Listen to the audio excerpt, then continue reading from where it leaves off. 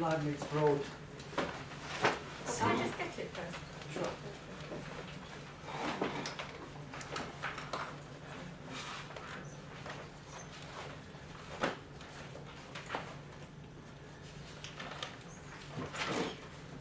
So, just comparing the two first paragraphs. Monadology starts with the monad, of which we shall here speak, is merely a simple substance which enters into composite.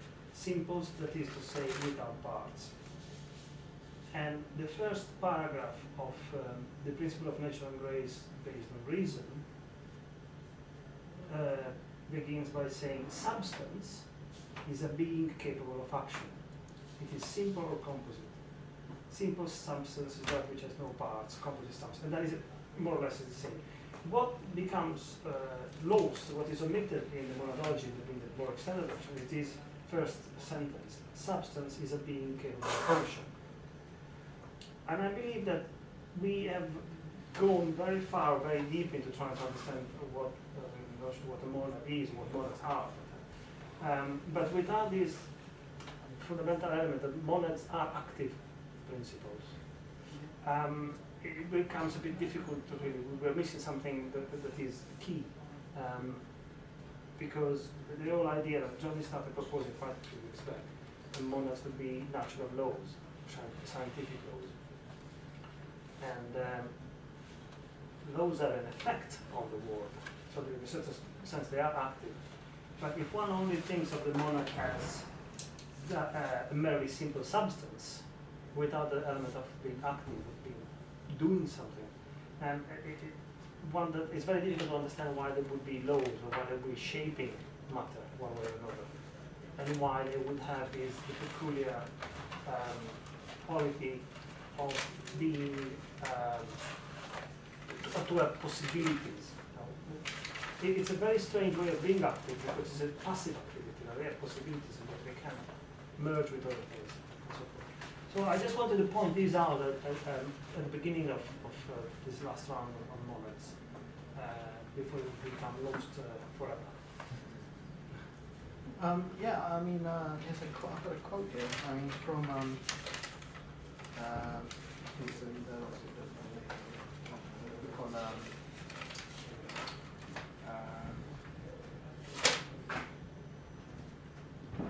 Essays on New Understanding. Someone's taken out the library. Okay. It says the monad mind always thinks, for it is the very nature of a monad to be percipient, active being. And I've always understood a monad in the sense of a soul, in the sense that I am a monad, I have a soul. From that point of view, I've always started with that. As you say, it's simple, something that we know. And that is kind of probably a contingent truth. As I said, that's very true, that it just is, it's this, I am this, that. That is a kind of a truth of fact in Leibniz. And I've always started from that point. The point that it can, that the being of beings, in fact, little b being of beings, and not so much the big being of beings, which goes straight us back to the move Aristotle makes, when he talks about the being of beings and how the big beings and they get equated together, and we somehow been stuck with these two, the being of beings and the big being stuck together ever since. The idea that the being of beings, how we relate to each other in the world, this somehow relates to this higher being. We're stuck with this Aristotelian formula. In the same way as you see, what is a monad is just another formulation of Aristotle's what is a substance. Well, so monad is a substance. It's the only substance in that. It does in that way that he confuses his own terminology. The substance becomes body as well, but the substance is the monad. So what is a substance in Zeta 7 of Aristotle's metaphysics, whatever it is? The question is the same as repeated here. What is a monad type of thing? So we're still, I think, we're still repeating sort of lumps of the being of beings and the relation to the big B being, and that relationship to what she says is to the big B being. And I've always been, I've taken as my part to be more concerned with the being of beings because I don't understand the big B being. What Dane's going to say here, those ideas, those dispositions, Dane's disposition ideas, they don't pass away like thoughts do. So thoughts do have sensation involved. So thoughts, I can think this or the other, and they can pass in and out of my mind. But these ideas, being in the ideas of God and close necessity, even though they're not complete, are going to go like this to me because I'm not disposed towards those ideas. I have other ideas, other fish to fry. So, with that, shall we hear what these ideas are? Unless you finish. Well, not say just make. That makes sense? I don't say I understood at all. Well, Aristotle talks about, you go back to Aristotle, he talks about, he asks this question about the being of beings. So it's like us, isn't it? Yeah. The relationship With between a small us. b. Yeah. But then he also asks the questions about the relation to big beings. And these two questions, which he calls various things, the divine without religious connotation, right? Just the divine. It's all Greek anyway. And also and Heidegger, who I'm getting this through, his book on the fundamentals of metaphysics, then says, physics is big being, or the something, quantum field theory, or Dirac sea, or Fermi's graph formations, different ideas, same outcome. No, it's the same outcome. Similar outcomes. You can use either one of those three formulations, and you'll get a similar outcome. Pay your ticket, you get da-da-da. And again, these are ideas that they're not dispositional to me. I'm just using them for some example. I don't know, to make yourself popular in the boy in the school or something. They don't really, they're not like something that particularly, that's his department, it's in your department, or your department, I don't know. See what I mean? I'm not interested. Only in that sense, I'm interested in everything. So, but anyway, so this big B being, or the big B being, is somehow then equated with the little b being, as somehow that essence is somehow tied up with the big B being. And that's to do with the ground. And that's to do the ground. Gives it its ground. The ground. Yeah, that comes around and gives it its ground, if you like. Yeah. And then it's those formulations which weren't necessarily stuck together, have been then stuck together through philosophy ever since. So here we are, or not in every philosophy, but so here we are with Leibniz. What's he talking about? He's talking about what is substance, the basic question that metaphysics starts with in Aristotle, and he's talking about how does that then relate to the big B. Okay, so that's where we are. I'm not saying, I'm just pointing that out. That's just where this particular strand of philosophy lives or belongs, or this genus of understanding in philosophy, which is a huge field, and there's so many books. I can't believe, So what was the question? I've forgotten what we were talking about. Anyway, that's just my take on where we are now, and then the ideas that Dane wants to talk about here and now are this whole new field, because he's a mathematician. I can barely get up. I like to visualize things, and I know this is delicate because it might be ambiguous in a way. Yeah.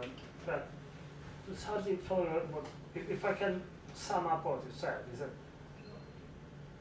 monad, yes, is a unity, and there are absolutely many different kinds of them. Not only hierarchy, something like word, but not only in terms of simplicity, but also in terms of quality. So you're saying your monad, Mark Walker, different than Rallo, different interests, different readings, different. What I always thought when we're thinking of that set of things, if you think that, let's draw a grid. That's like a guitar. Yes. Now let's imagine that this goes on to infinity in each direction, it's not limit. And a monad is just a selection of some of these options.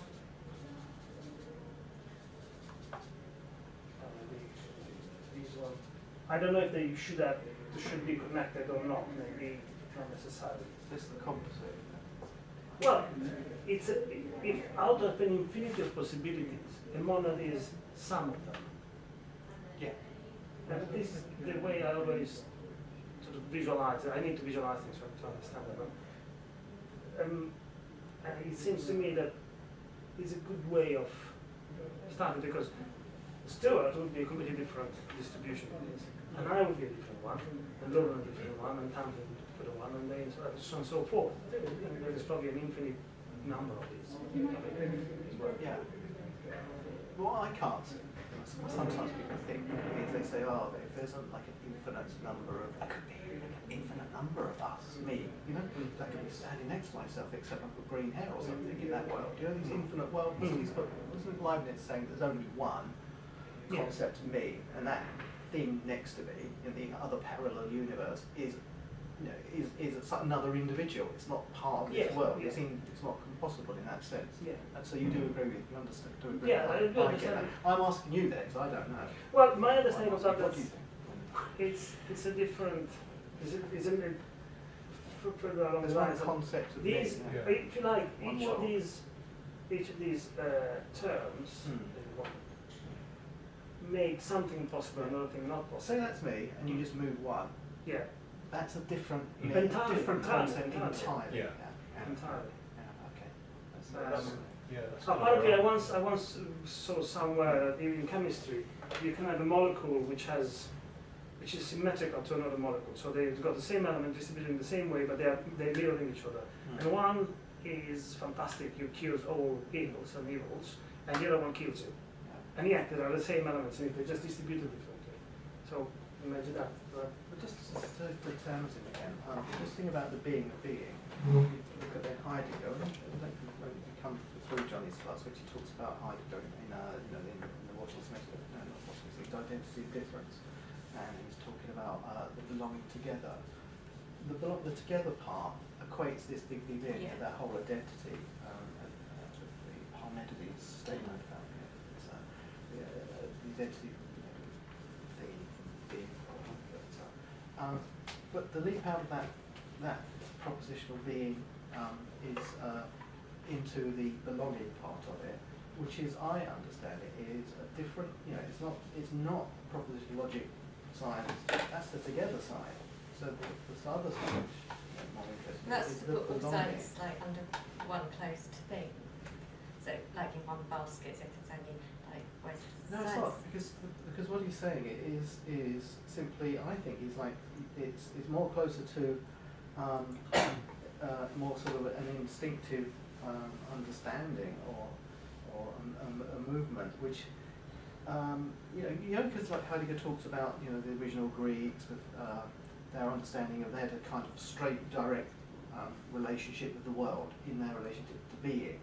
If they wanted something, they took it. If they liked it, they liked it. And Nietzsche talks about, about there's no good or evil back in the olden days. He talks about, whatever the bigwigs done, that was just considered good. It was the slave immorality that gives you this good and evil kind of split. Whatever was good was whatever prevailed in the bigwigs, big guns prevailed and stuff. And I think that's the leap. So, who the hell wants to go to work? I'm not saying. I'm just saying that it's kind of that split. It's as easy as that. It's as simple as that, possibly. Yeah, so I'd sort of say like there's like different schools of thought in sciences would be speaking what Heidegger was saying with his belonging together, where the italics is on the belonging as opposed to the belonging together where it makes a closed totality. So there's the science that makes the closed totality a formal maths as an axiomatic method, and then there's the maths that Dane is going to be enlarged in, which also has problems. To me, that's but still together side. It's still part of propositional logic. It's nothing to do with. No, it's totally like overturning that.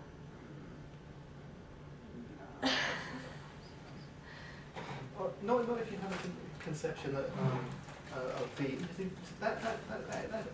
that's like reason trying to inhabit, and this is what Baumgarten with his science of aesthetics. You could say this is what he opens the gate for. It's that allows reason to, like when Baumgarten sort of said, oh, we need logic and aesthetics to help the greater logic of Leibniz, the greater rationalist plan. Needs art, because it doesn't really appear in Leibniz. We need art. We need the sort of, we kind of missed it because they've got an absolutist political and field and absolutist philosophy in Germany, Frederick of Russia. It's an absolutist philosophy, Leibniz. It's a police state. Because they open the gate to reason into sensibility, that takes reason and then colonizes the field of sensuality. Suddenly we have a logic of sense. Suddenly we have a whole class, middle class, who suddenly start imagining in their poetry and stuff that they could be throw off their shackles and chains of the absolutist monarch, the absolutist philosophy of Leibniz. So you have this bizarre, bizarre thing of a middle class who are suddenly sort of imagining themselves, well, where we are now, really, kind of up here, in this kind of place, with the vision of a different vision of not a feudalist monarchy. And I think that what's happening there, what you're doing there, is exactly the same. You're taking this thing called reason or some kind of logic and putting it over to where the sun don't shine or something like that. And I think that's what happens quite a lot. And I think that's what's happening. I think this is what happens. So Baumgarten, the science of aesthetics and stuff, and Mendelssohn, he's kind of rationalistic. And then you get Kant. It comes up to Kant, who then tries, I'll go through this later, who tries to combine both, the two, the world of the senses, which is not, what does Kant say? He says that senses without concepts are blind, empty. Concepts without intuitions, without the senses, are blind. So concepts without intuitions are blind. Yeah, is that right? Well, yeah, whatever. It's that kind of thing. But then he takes the senses and the concepts and takes the logic, critique of judgment to try and join the two together. Yeah, in his way. In doing so, completely avoids an embodied kind of understanding of aesthetics, because again, it's sensuous, but it's not an embodied aesthetics. It's very abstract. But again, I think that's what happens here. That's what happens. It takes take Leibniz's idea that God is reasonable. He sneaks that one in the back door as well, because before that, God just didn't. He just did it. It works in mysterious ways. Yes, he didn't have to be. Didn't have to explain himself. That was God's way. It was God's will and stuff. But then Leibniz says, no, God's this logical creature kind of thing. This is how I was taught as a being with the mind of God. So that's what I think you're doing there. I think you're taking we're presenting It's it the like this. notion of the We're presenting it like this. No, Laura, not you. Yeah. But it does. No, I don't. Just what Lauren said. See, there, you're saying like Chaitin and Turing and stuff, they're not rejecting that axiomatic method. That's still our logic. It's still a higher faculty. It's still a logic. It's still the higher faculty. The higher faculties, say in the university, it's still the higher faculties, mathematics, physics, Why do I keep saying it takes these higher faculties, okay, and then they inhabit then the other faculties, like say philosophy. What, so like the converging arts and mathematics sciences or something as a ground for then Well, other there's disciplines. a- I'm not there's saying a that. There a whole thing goes on in Germany at that time, a war between the different schools in the universities, between the logic crunchers and stuff, the higher, already inside the universities, versus philosophy, Wolffian philosophy, who is the disciple of Leibniz, who comes after Leibniz, and is like the orthodoxy until he gets the sack for some of his, basically teaching about Confucius, I think it was, but then gets reinstated. But there's a war that's going on between these already established mathematics, those things, which then and a philosophy which is kind of fighting its own corner, because it doesn't really exist as a proper subject until a bit later with Kant. I think it's properly recognised. It's not recognised, and they want to introduce, say through Baumgarten, this science of sensation and art, and the higher faculties are in revolt against that. Because there is, I believe it's Baumgarten that speaks about the Apollo of the Belvedere in Rome. The thing starts, it's Baumgarten that writes about, there's a torso of an anistic statue that is exposed on the Belvedere in Rome, on a big terrace of the Roman building. And he's broken, there's no head, no arms, no legs, it's just a torso. And it's beautifully super strong, athletic male body, but is incomplete, broken, lost to time. And yet it is exposed, not for what it represents. You know, was it a warrior? Was it an athlete in the Olympics? Was it a god? We don't know. Not for an image of a human body, but for the beauty of the mode of representation. And that opens up this new realm of aesthetic that Marx is describing, which is entirely different than all other commerces and all other economic exchanges, propositional logics or the world. We're not just to bring up the image, so one sees.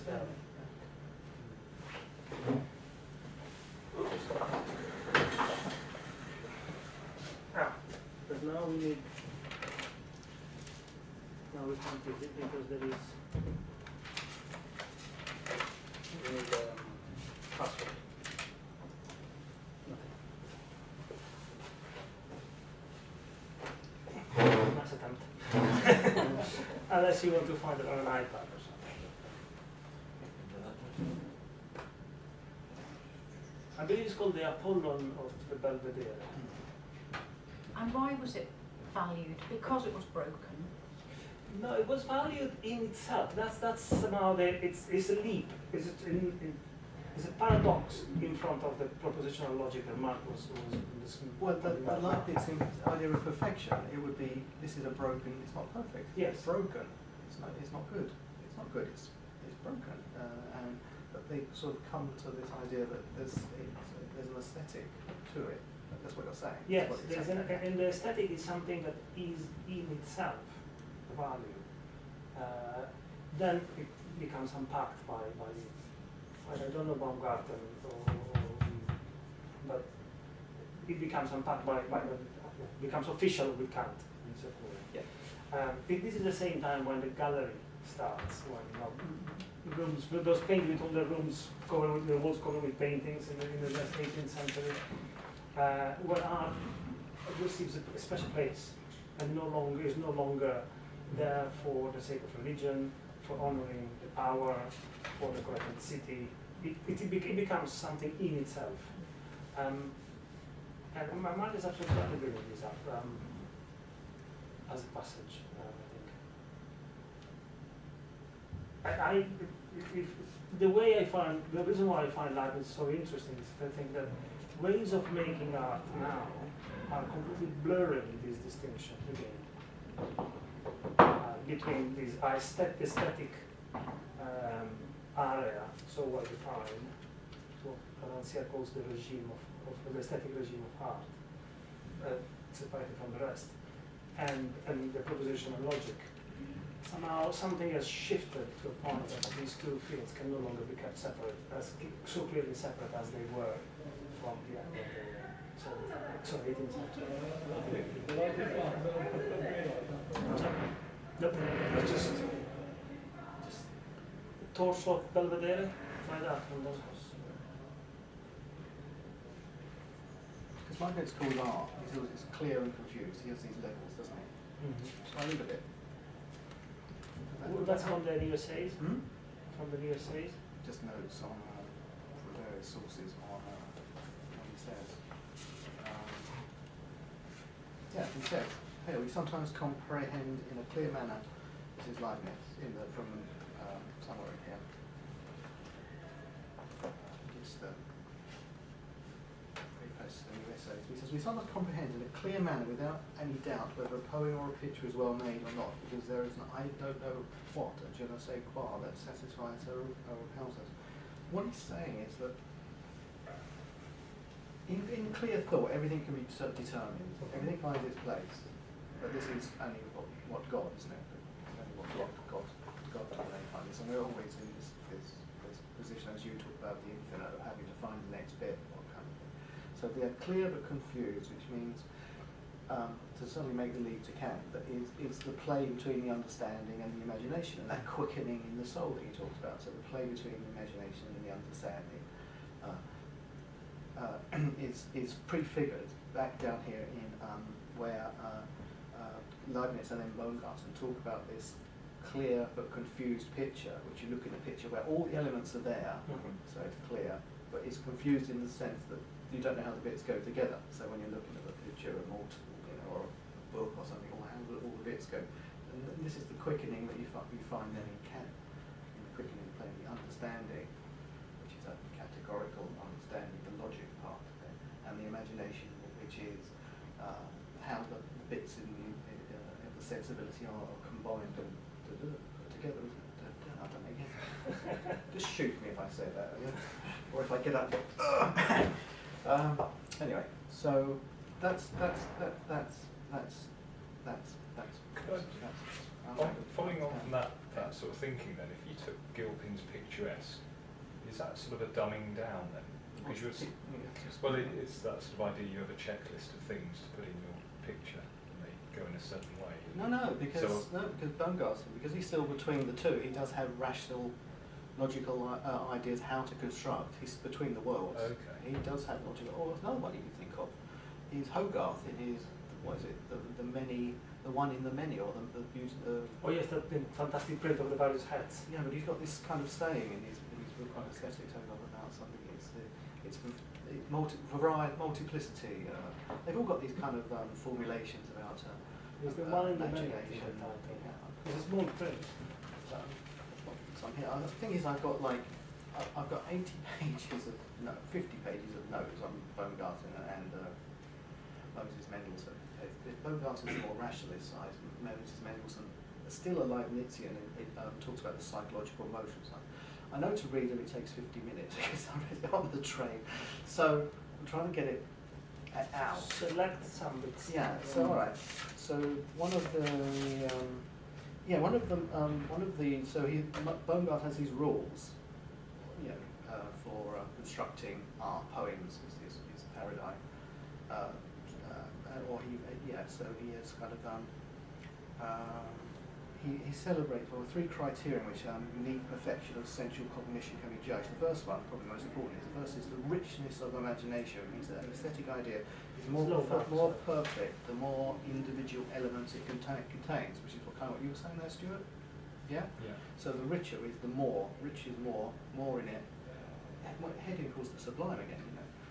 Becomes elevated to a characteristic of aesthetic perception. Complexity of content becomes elevated to a characteristic of aesthetic perfection. In Leibniz, confused cognition had little value attached to it, but in Baumgarten it encompasses a redeeming fullness and complexity that we find pleasurable. The aesthetic idea, though, does not merely have to be complex to be perfect. And they have the second characteristic of perfection, the magnitude of the imagination. What I like about this, it does point towards ideas of the sublime, and they talk about the sublime before Kant does, in a very positive way, not in the negative ways that Kant does, about being fearful of scenes in that. And then, but at the same time, one of them, I think it's Mendelssohn, his thinking on this is very much against the Gothic, which is lots of tiny bits. It's too fussy, So it's very much for the Renaissance, which of course later on, straight away after this period, it goes the other way with the Romantics and the Gothic returns, doesn't it? Kind of late early 18th century. I think that's about right. With pre-Raphaelites or stuff like that, or just the whole Gothic thing, and that is kind of very fussy. So what happened to Bach? Why did he disappear? Why did he suddenly drop out of the 18th century picture and not be rediscovered till Bach, musician? Anyway, I just thought I'd throw that odd question in halfway through. So these are the kind of things that they're talking about here. So the primary aim of the sciences, essential cognition, which Baumgarten started as, is the aid the faculties of logic or cognition. So he thinks it helps. You know all those perceptions in Leibniz, all those unconscious perceptions, which you then become conscious in a perception. He thinks that the sensuous orders those perceptions, the ground, as you mentioned earlier, or the basis, which then can be worked up into the higher cognitive faculty, the perfections. So when he talks about the richness of imagination, again, think of Kant and his. I was talking about the ground. Pardon? No, Tamsin. Okay. Tamsin mentioned the ground. Yeah. With the big being, the big Yeah. B being.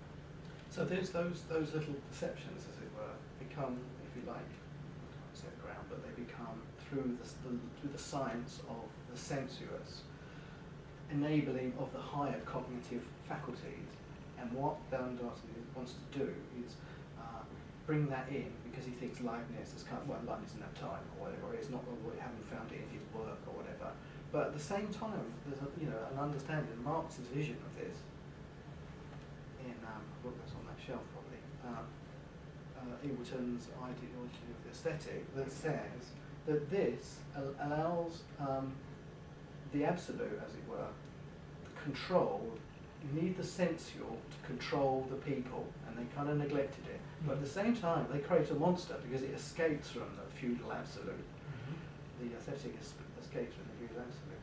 So there's a kind of controlling in the sensuous. You jump to the now. Let's say advertising is all about a kind of control. And speaks, if you like, to the perceptions. It certainly doesn't speak at a cognitive level anymore. It's all flashing lights and things waving about. Buy this. It doesn't say buy this. It's really good stuff, and I'll just tell you why. Does it? It just says flashing lights.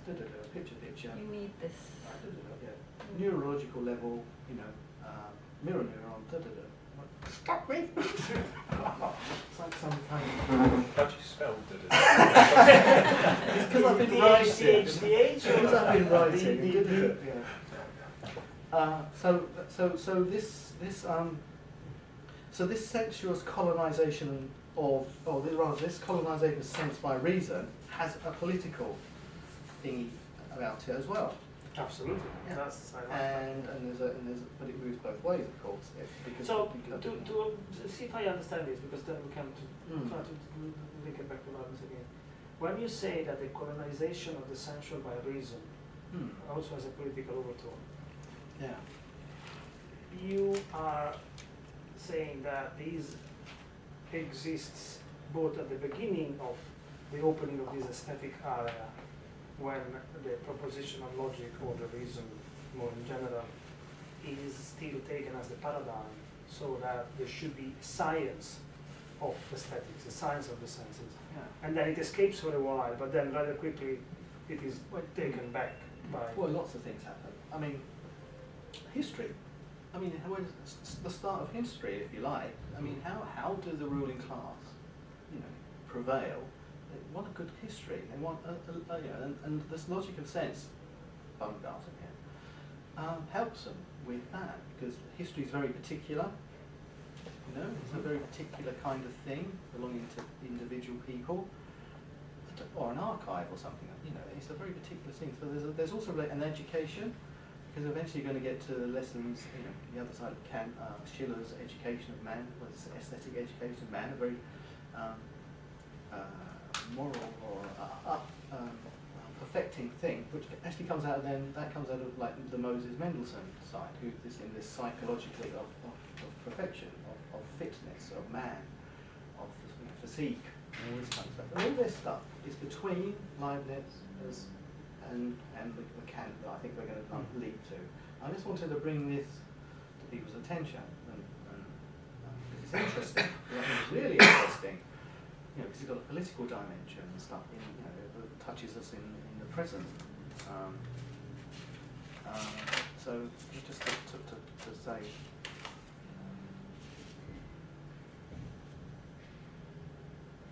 so this is Terry William. I'm sure it's over there somewhere. Maybe it's been moved. What's the title? The ideology. Anyway, he says here, the ultimate binding force of the bourgeois social order, in contrast to the coercive apparatus of absolutism, Leibniz feudal landscape, will be habits, piety, sentiments, and affections, which is also Hegel's. He talks about habits, piety, sentiments, and affections. The ultimate binding force of the bourgeoisie social order, in contrast to the coercive apparatus of absolutism, will be habits, piety, sentiments, and affections. This is equivalent to saying that power is such an order. This is equivalent to saying that power in such an order has become aestheticized. Benjamin, the aestheticization of politics, or the politics of aestheticization. Hegel, with his expanded notion of reason beyond the reason that you find in Kant, which is really a bit cold. The reason that is not as expansive as Hegel's idea of reason. Think of it. It's based on these universal. The moral is based on one categorical imperative. Always act so the maximum of your action should become universal. That's the moral imperative, isn't it? The universal imperative of the critique of judgment is this universal understanding of beauty, where everyone has to agrees with it. That's the understanding of universal thing. And then the universal critique of reason, which is the categorical understanding, different from, say, Heidegger's existential understanding, categorical understanding, which is basically useful for propositional logic and science, because it's all about quantity, relation, and modality, and possibility. It's a science. It's a science. Hence, Heidegger's jump out of that into existential understanding, existential categories of distance and being, whatever, existential care and throwness and idle shadow, all these kind of things. Wonderful. So, so Kant is quite cold in his understanding of reason, this universal thing. So this is why I think this is important to bring this up, the leap from Leibniz to Kant as some little incremental steps in between, actually quite big incremental step in, for someone like Baumgarten, who, the science of sense and logic is a great success. My supervisor, Howard Kegel, my external supervisor at my library, he wrote this book in 1988, The Art of Judgment, and he says, just quote to Read it slowly. so page 78148, Art in the System, and there's a quote from Kant, I think it's aimed at Leibniz. He says, a metaphysical cyclops who lacked the critical eye, I don't know. But then he says, this is Howard Kegel then. So the difficulty of locating art in the philosophical system is tackled in various ways. Wolff, the disciple of Leibniz, his successor, seemed unaware that his rational thought and art were inconsistent, and while Gottsched, I don't know who he is, struggled to accommodate arts within the new system, Bodmer and Brettinger, the Swiss, as far as I know, threw off the fetters entirely. Baumgarten chose the most difficult option, which was to extend the system, that's Leibniz system, in order to accommodate the experience of art. The new philosophical discipline of aesthetic, singular, of aesthetic, announced the system's thorough reform. Nevertheless, the new discipline was awkwardly placed within and without the system, being both a discrete part of it, the philosophical treatment of art, and the science of sensibility, its foundation. The problem arising from aesthetic being both part and foundation of the system were never resolved by Baumgarten, and that's before you get into the problems that he has with the institution, as I said, with these lower faculties, as it were, of sensibility being introduced into the institution, the university system, where all the higher faculties, just like logistic, you can't have all this art, sense with poetry. The other thing, of course, they say, and Baumgarten says this, is it's the science of logic, the logic of art, the logic of art, the science of sensibility is feminine. Of course it is, and of course it is. They do their thing, you try. I mean, patronize, you try, but meanwhile the big wigs do their maths and stuff, and it's always the same, isn't it? It's always good. So it has its place, like the little woman. She has her place. You see, I've come to say that. So it's a feminine logic, and they didn't like it big time. And I still think it's still useful to know this. These are the battles. It's fundamental. This is why I think it is extremely helpful actually that it may be a discussion. I think we have a knowledge of the history of philosophy that we don't have, and I think it is very important to keep this in mind when reading Leibniz now, because as I was saying, at least my understanding, or my position, this identifying the aesthetic with what comes to the senses, what the aesthetic comes from a Greek word which means to appear, to be a phenomenon, to have a presence in time and space, so to be an object. And there is, because of this shift that Mark described now, there is an identification of the artistic with the sensual, as in what is really physically sensible. And in spite of all that has happened in art history, Dada, conceptual, pop, and all that is happening now, this problem is still there. Because it wasn't a problem, it has become a problem. This collapse of the two, this combination of art and the physical, the sensual. And I believe it's very, very important to think art for the way we make it now. That this is turned inside out. Now I cannot tell entirely how, because it's what I'm trying to figure out with my thesis. But it is to see the sensual outside this aesthetic perimeter, or the creative, the possibility outside this aesthetic perimeter, and not only confined to these. And I'm not saying that mathematics or science or logic, things that actually I don't know much about, are artistic. No, they are rigorous, and hopefully they give us certain tools, tools of certainty, I mean, to proceed where they are needed. But I really believe that the way we are acting, or at least the way I have understood art in my experience, is no longer related only to this physical presence, and extends the sensual attitude far further out from this. So I find these ways of distributing things a very interesting key, because I'm not standing in any official partition where one is positive, one is negative, one is male, one is female, and it sorts of it, and nothing else is out of it. There is always more that can be done. And the work I have done was always to encounter things. When I say things, I don't mean objects, but I mean systems, things that were already functioning in normal life. And I appropriated them and I tilted them a bit so that they brought up more questions than just plain repetition of what they were. And so that means playing on the possibilities, or if you like, on the assemblage that is next to the best composable, the one that is a bit more shaky, a bit more unstable, if that makes sense. So I find it a very, very interesting key to go through my way of understanding the relationship with the practice of making things, or finding interesting states with the making.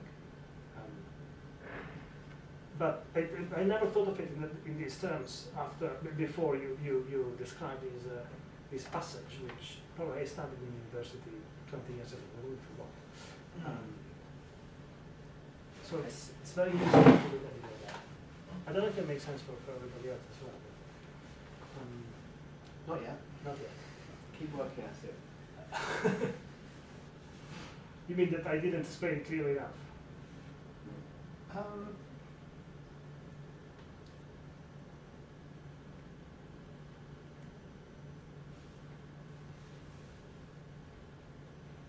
No, obviously not. No, I need more. I need much more messier. Okay. I need a PhD in front of me that I can read. How does that sound?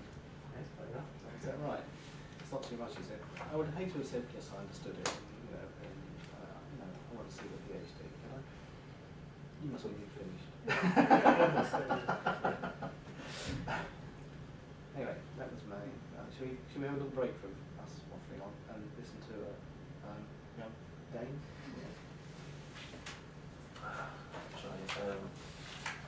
I can look at Naming is beautiful. naming. Yeah, start from the end and then go back to So naming. Did anybody read? Well, I got a little short bit through it as I an haven't email. read it yet, so Was I'm that it? quite That was just, interested in Dane sort of introducing it to us. yeah. I got your email, your paragraph. Yeah. Yeah. And the attachment. I didn't get. What was there a Was that load more? yesterday? Was that yesterday? There's a longer version. That's a longer version. I didn't get like pages and pages. You didn't get 4 pages, it was a sense of Yeah, I got the paragraph. It was like 2 pages or something. Was it 2 pages, 3 pages? No, you just didn't scroll down the document. Did I? It was one email only. I'm sure I did. But the last line was trivial fact, algorithm. Yeah. Yeah. That's right. Oh, well, maybe Yeah. I did. Sorry. Maybe maybe I don't know. Maybe I'm not looking at it. Carry on, Dave. Sorry. Let's see. I mean, I'm proposing to start by name because you really say something interesting there. Okay. So naming. How does one come to name a monad? So for you, it's not something you can point to. It's, you know, as we've seen, we can barely describe a monad, but it does have. It must have an impact or relation to what goes on.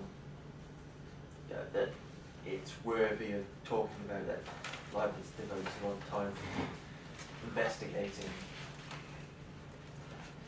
So Leibniz, his point in proving the existence of metaphysical truths is that while we can't exactly point to them in what goes on, there are, he used examples of physics, how things lose momentum, those can't be explained in material fashion.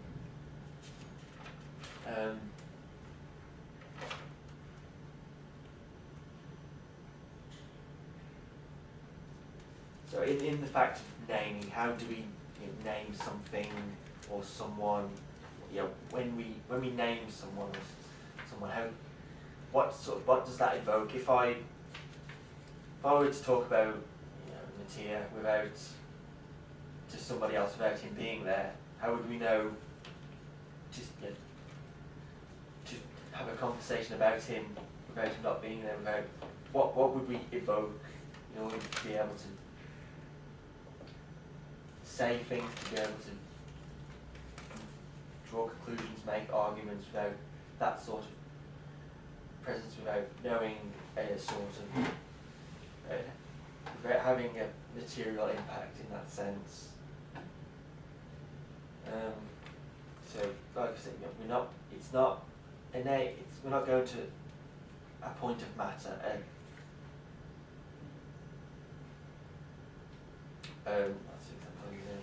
So yeah, if I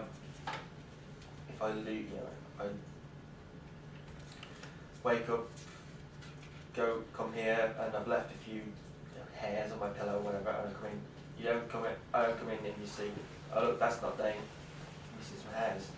Yeah, there's still something of myself which doesn't really, it doesn't depend on specific points, specific pieces of matter on the body, from the body, but it does depend on a body without its parts. If I lose an arm, I'm still sort of me. In the same sense, I am me, but I look a bit different. My qualities, I suppose my qualities haven't changed, but in that sense. There's also the example of the ship of Theseus. If a ship leaves port and it's travelling across the ocean and it has to replace its parts, it can't call in a port anywhere. It has to change its rotten boards as it goes, and eventually, as it keeps on going, all the original parts are gone. So, but you still call that ship by the same name. It's still the same ship, but it's not. So, in that sense, I was wondering about that relation to, is that the same thing that we're talking about with monads? If a body changes, it sheds its skin, it sheds certain aspects, but a monad that is, I guess, I wouldn't say attached to a body, that belongs, I think a monad that would belong to a body would have to be a better word. How does that always persevere? How is it that a monad is never lost from a body, an object, and so forth? That paragraph where you say, so to recognize or acknowledge someone by name or nickname is not to point at a point. Oh, could you read it a bit slower? I don't know whether it might be really helpful just to read this whole section if we're going to talk about it. I'll read that paragraph. Yeah. So to recognise or acknowledge someone by a name/nickname, not to point at a point as if to say, this is it, this is you. Though of course without any body, one would find it difficult to find something to name. When we name something as well, we are not just naming an object or body. We are naming something that perseveres from moment A to moment B. It does not matter if I cannot figure out how they arrived there at moment B via any logical method. I would still know to name what is in moment B from what was in moment A. I did not know all the facts/reasons in moment A, but I know something from there, and so made the discontinuous leap to moment B. If I can get there or get it without knowing all the facts, there is still some reasoning involved. So if we pair that back to sort of an algorithmic information theory.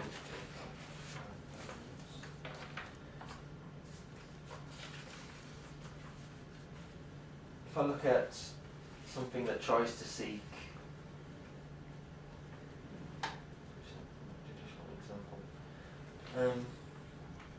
maybe if you continue and read the last paragraph, yeah.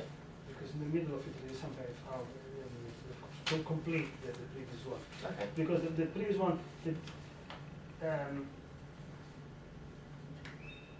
I did not know all the facts or reasons at moment A, but I know something from there made it discontinuous. Made the discontinuous leap to moment B. The discontinuous to me was quite an important point, and then somehow it becomes clearer in the following paragraph. And like a monad, what could be more simple than a name? One cannot break a name down into smaller parts. How could a name even have parts? Who has ever had half a name? Alongside to a name, we attach to that certain qualities that fulfill the name. A name belongs to someone, but it is not localizable.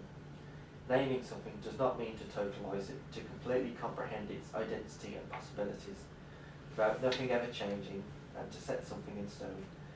On the contrary, there must be a naming, because just accounting for a body's matter and its mechanics without reference to its relation to time, space and order, which all affect it, would leave it indistinguishable. Algorithms possess this similar quality. They name an operation, a set of possibilities that unfold with respect to their relation to the numbers that it engages with, and so unfold into all sorts of strange topologies/surfaces, but never without some sort of order in terms of a Leibnizian reason. Algorithms have no limit. Names do not limit a person either. To say you can only ever be X does not really capture anything about what X is or could be. That would evoke the principle of sufficient reason.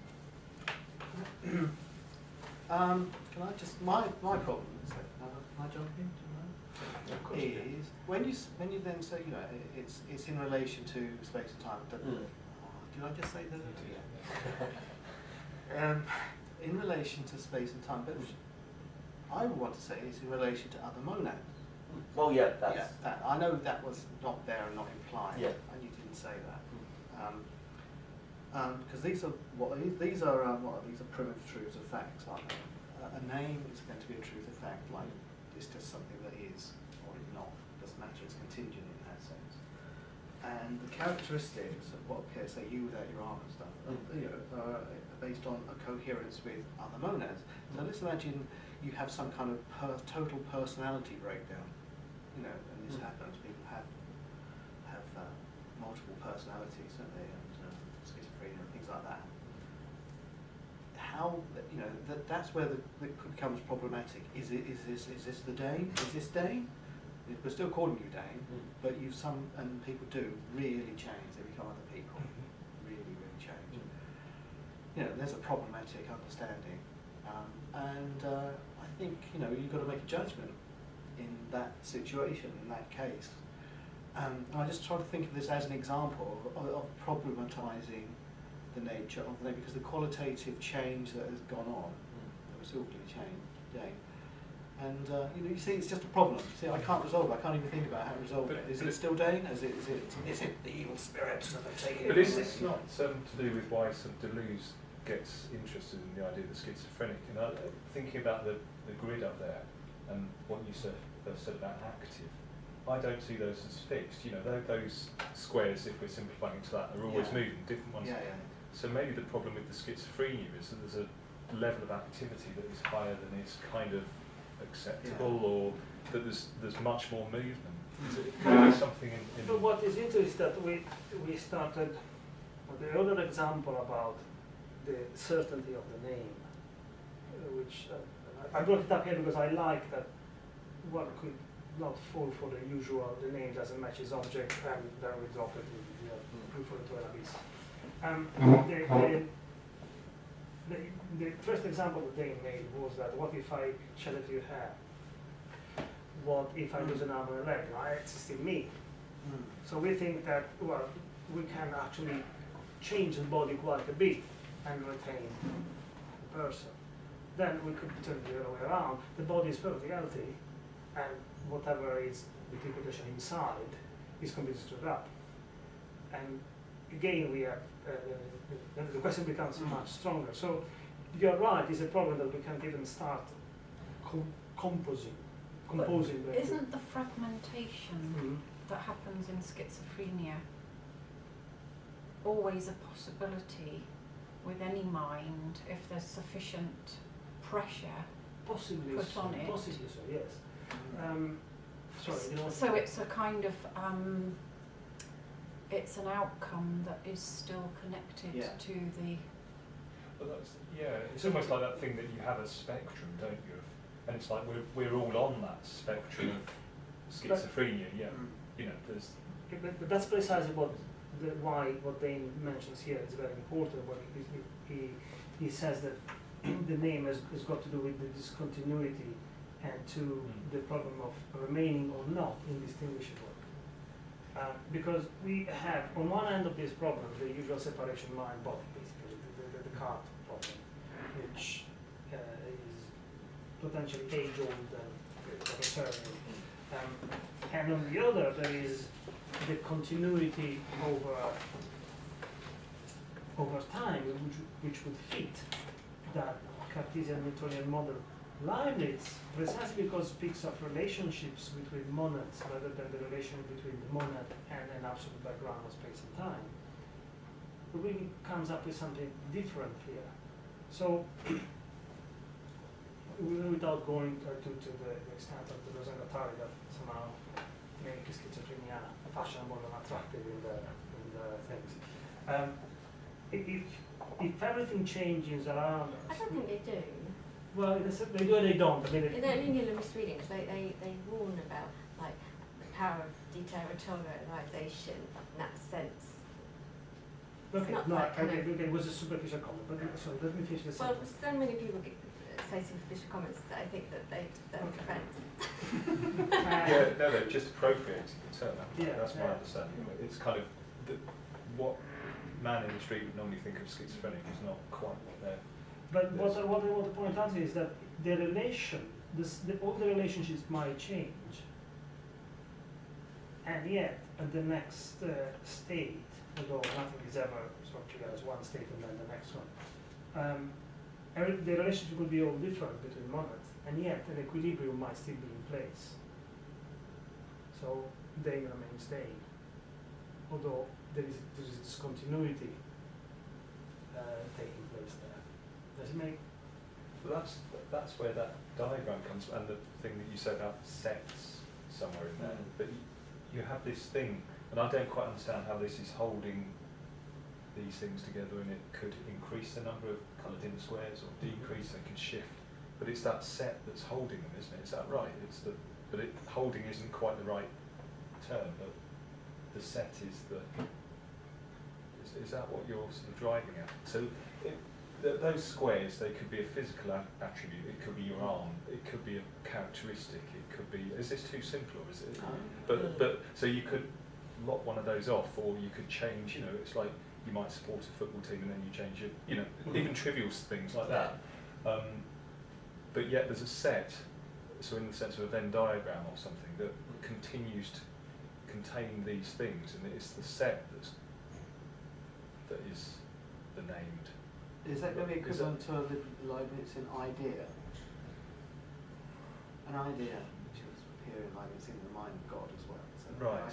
And which don't pass away when we don't think of thoughts are related to sensation in life. So when we think about something, sensation, ideas can come and go in our mind, but the ideas themselves remain. Yeah.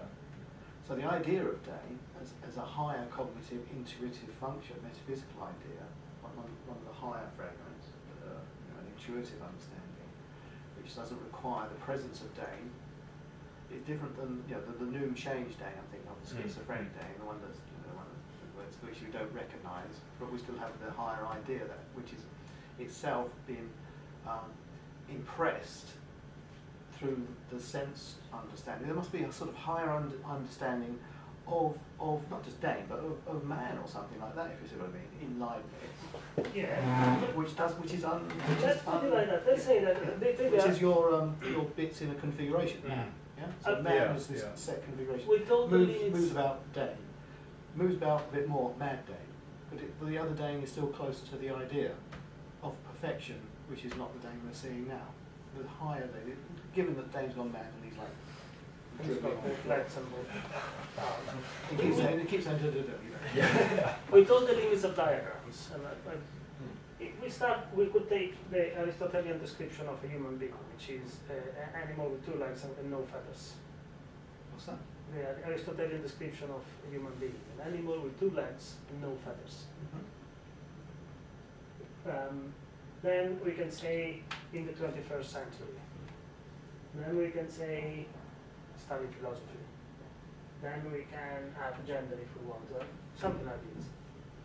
Now this is the monad of one identity.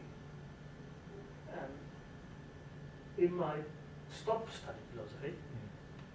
Why not long ago was not in the 21st century. So yes, it might vary on this. But Leibniz does say the monads change, and you were bringing up this issue. And then it meets something. Obviously, if there is another monad that doesn't have the 21st century element, obviously they are incompossible. Well, we read about the other monad in an history book, but we'll never be together. And we'll never do anything together, which is the most important part. If you remember last week, when Johnny asked us a one-sentence definition of the monad, and because I was thinking so much about the difference between infinity of possibilities and one distribution of possibility, I said my example was my freedom ends where somebody else's freedom begins, which means my freedom is not infinite, it's not endless. I have limits which are not a priori, they are set just when I encounter somebody else.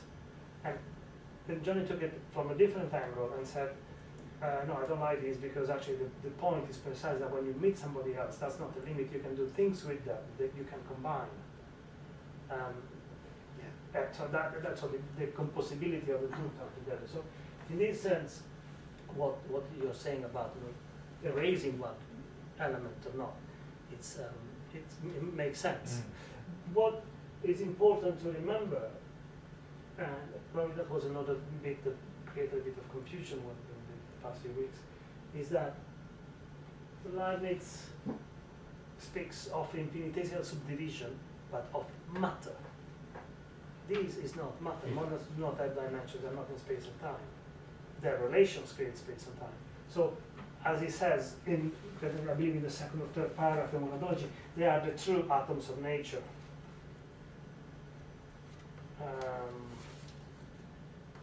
Which throws one off because it's just been shooting at the atoms from every possible gun.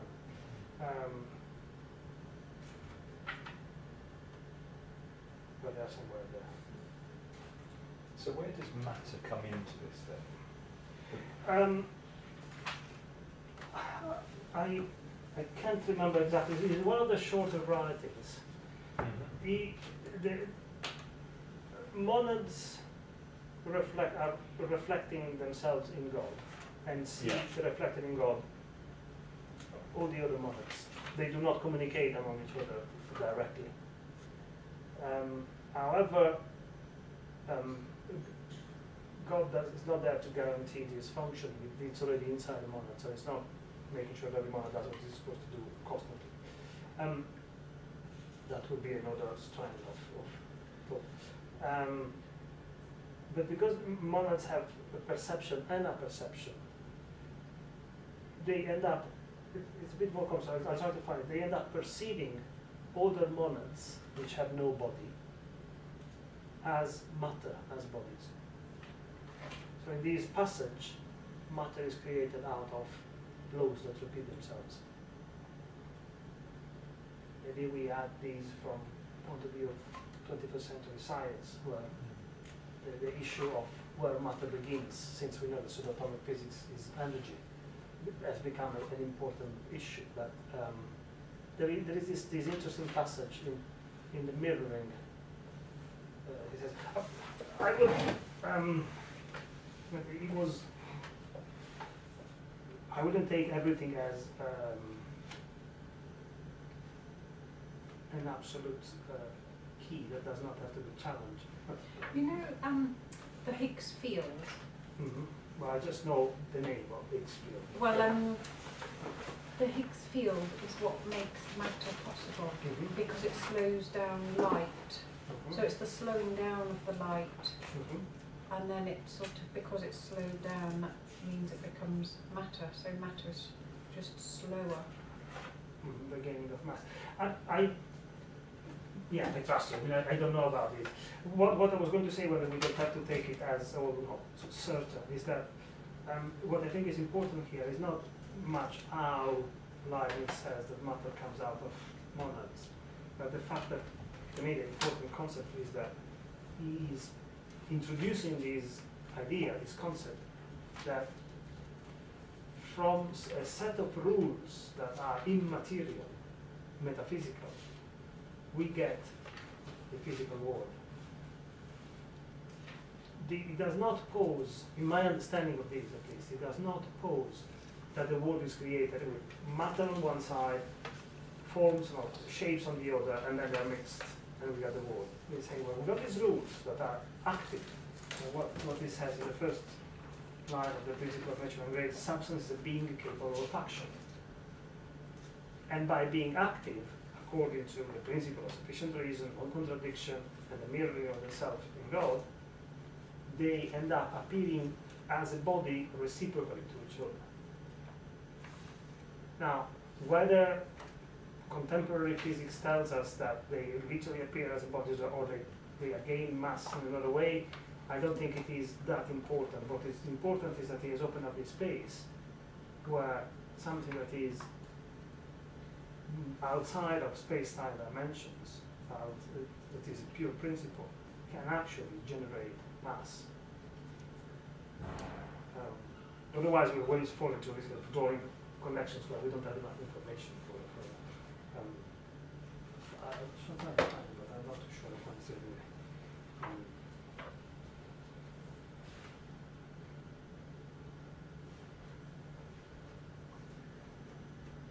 But just to go back to the grid and coloured part bits there, it's always important to remember that the monad always does not have parts. These qualities aren't parts of it. You can't take out a quality. You can't remove it. But those qualities allow it to relate to other monads, and so those qualities are what unfold to produce time, space, relations, order.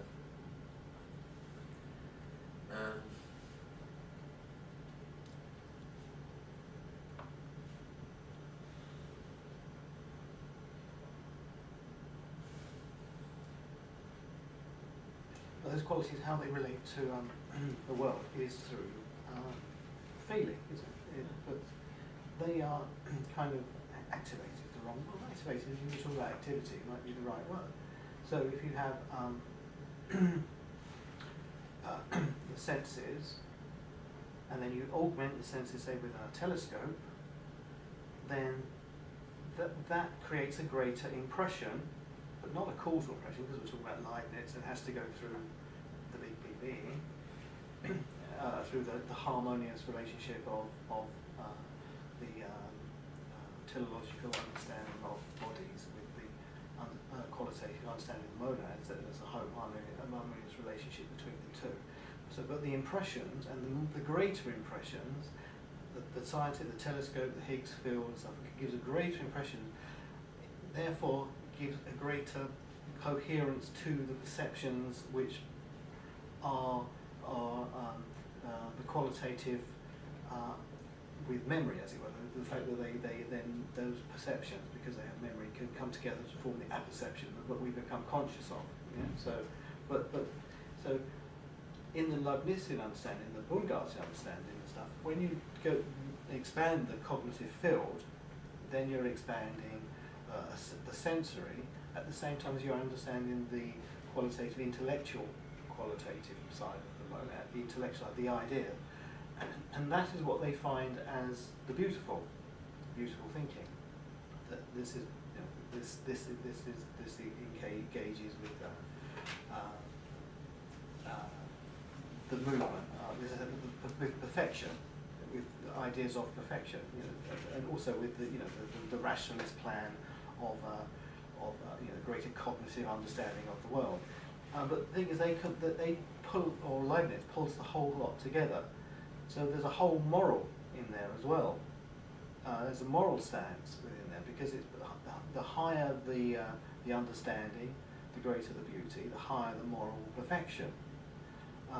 So again, this goes back to the institutional battles in their time between them and the institution and the higher and lower faculties. That there's a moral stance which you then see obviously through time itself, through say the Christian mortification of the flesh, Descartes'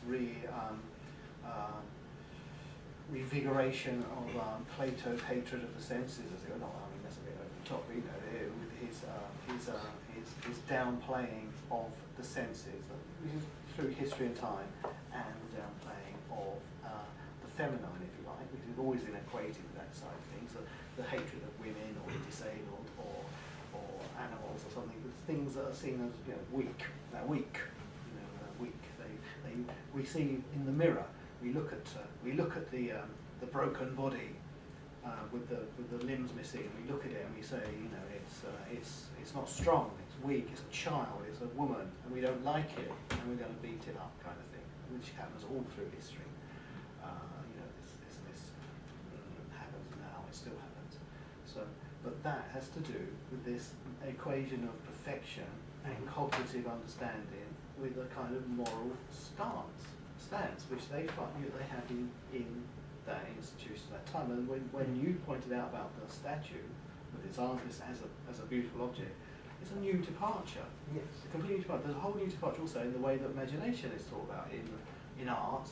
Yeah, that in one. the sense, in the sense that in art, Mendelssohn, more than the emotive rationalized side of art, looks at art and sees that it can perfect or go beyond the object, perfect the object, which I see echoed in the work of someone like Joshua Reynolds. Was he the first? He was the first director of something like the Royal Academy or the National Gallery or something like that. Big artist, wrote a big discourse on aesthetics as well.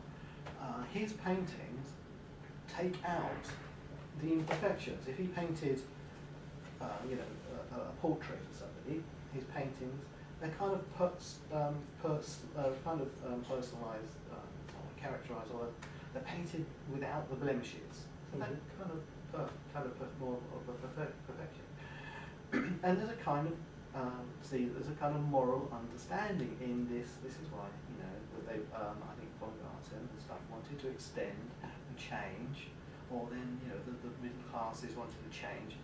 No longer the noble regime, as it was, the ancient regime of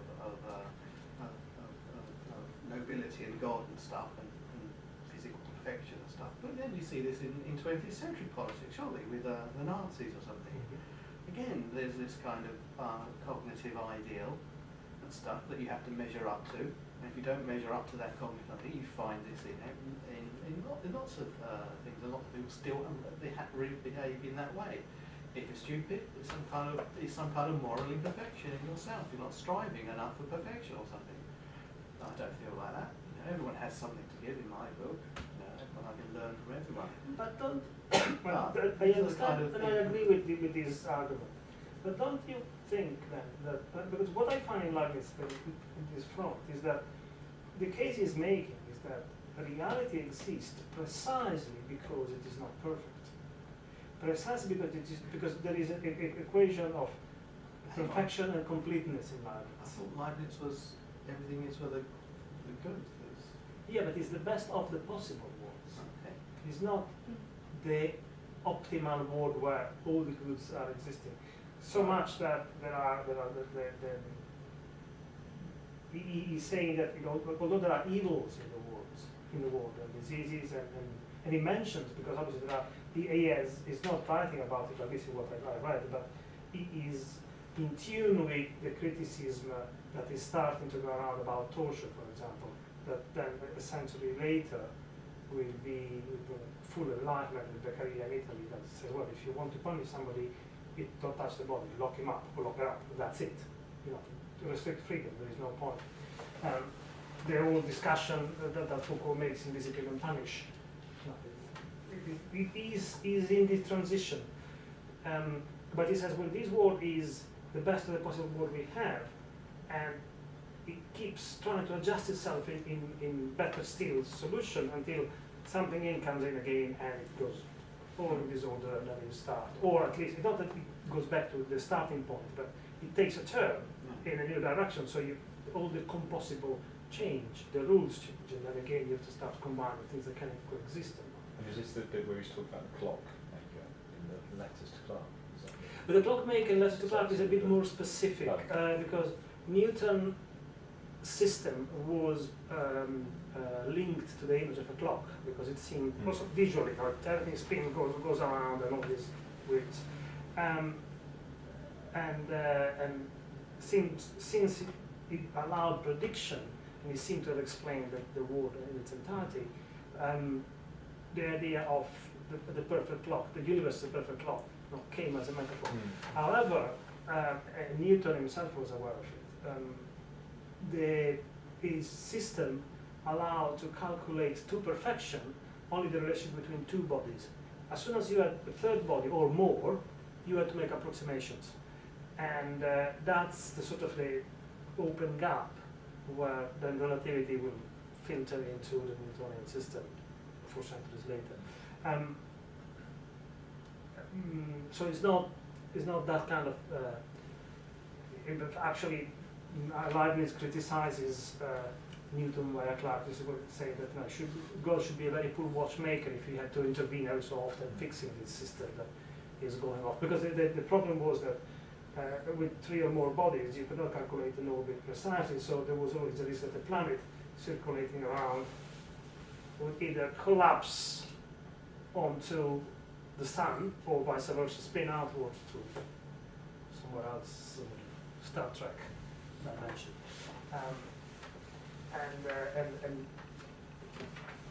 the consequence would have been for the Newtonian system that God would have to intervene and fix these every so often. While Leibniz says that this is not conceivable, that there should be a model that does not need this kind of continuous intervention. Those errors should have been ruled out in the beginning because they are not compatible with the existence of the spinning machine. So I'd be really interested to hear more what you think about the Chaitin. You can bring that in.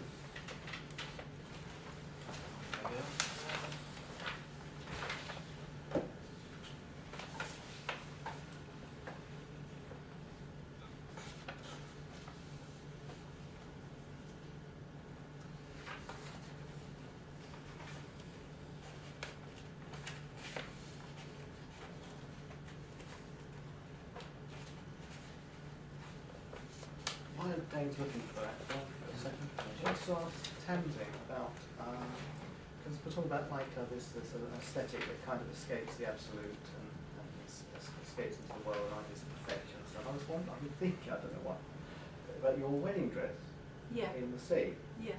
So I can kind of see this rolling around the surf and stuff. It was quite interesting. But is there something else, or is you leaving that as an artist? You're probably leaving that to me to think about. But the idea that it's the washed up wedding dress. There's some of the washed up, and also some dissolving because of the light on the water and Sorry, foam. what do you mean by washed up? It sounds like a specific English expression. It's like washed up. It's like flotsam and jetsam. It's gone bad. It's okay. It's without Wreckage, A wreckage. like wreckage of a ship. yeah. So something's washed up or washed out. It's not good.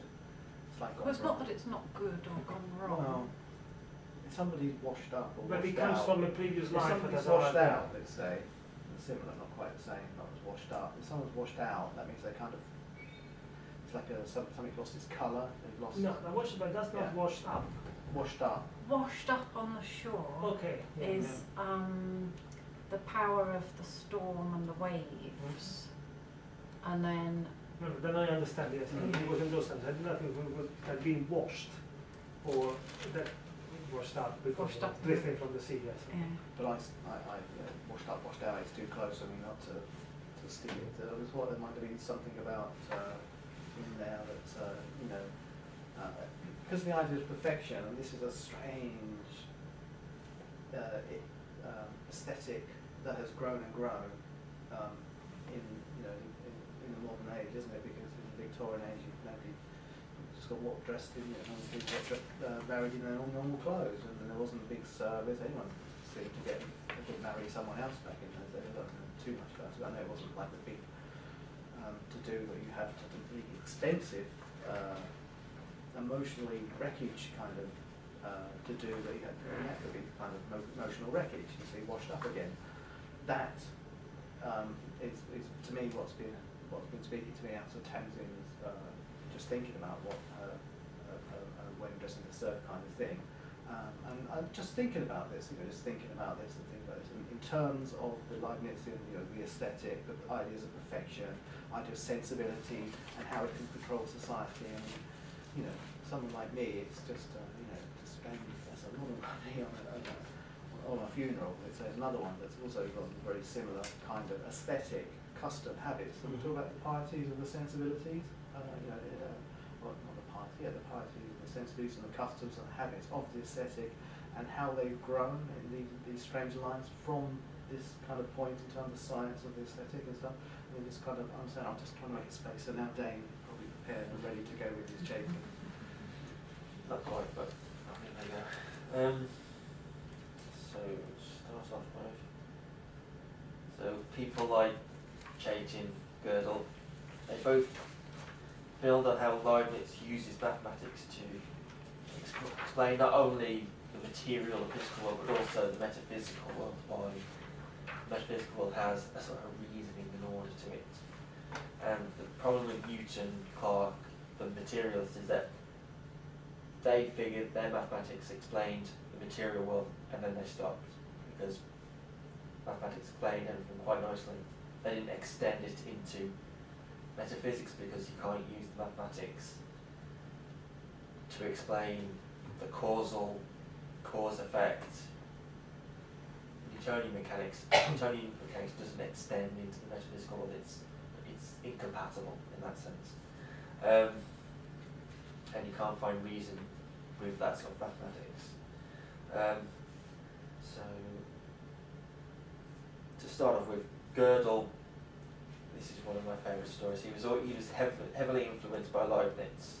His reasoning and Leibniz's are extremely similar when you get down to it. He had this obsession by, he looked through all of Leibniz's papers, and Leibniz wrote about 100,000 pages, including letters, whatever, throughout his life.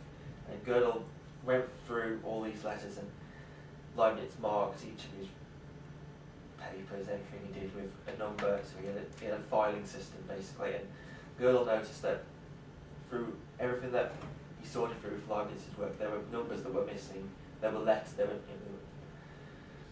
there were articles or essays that Leibniz referenced, but they weren't, that he couldn't find, that seemingly didn't exist, but Leibniz had referenced them.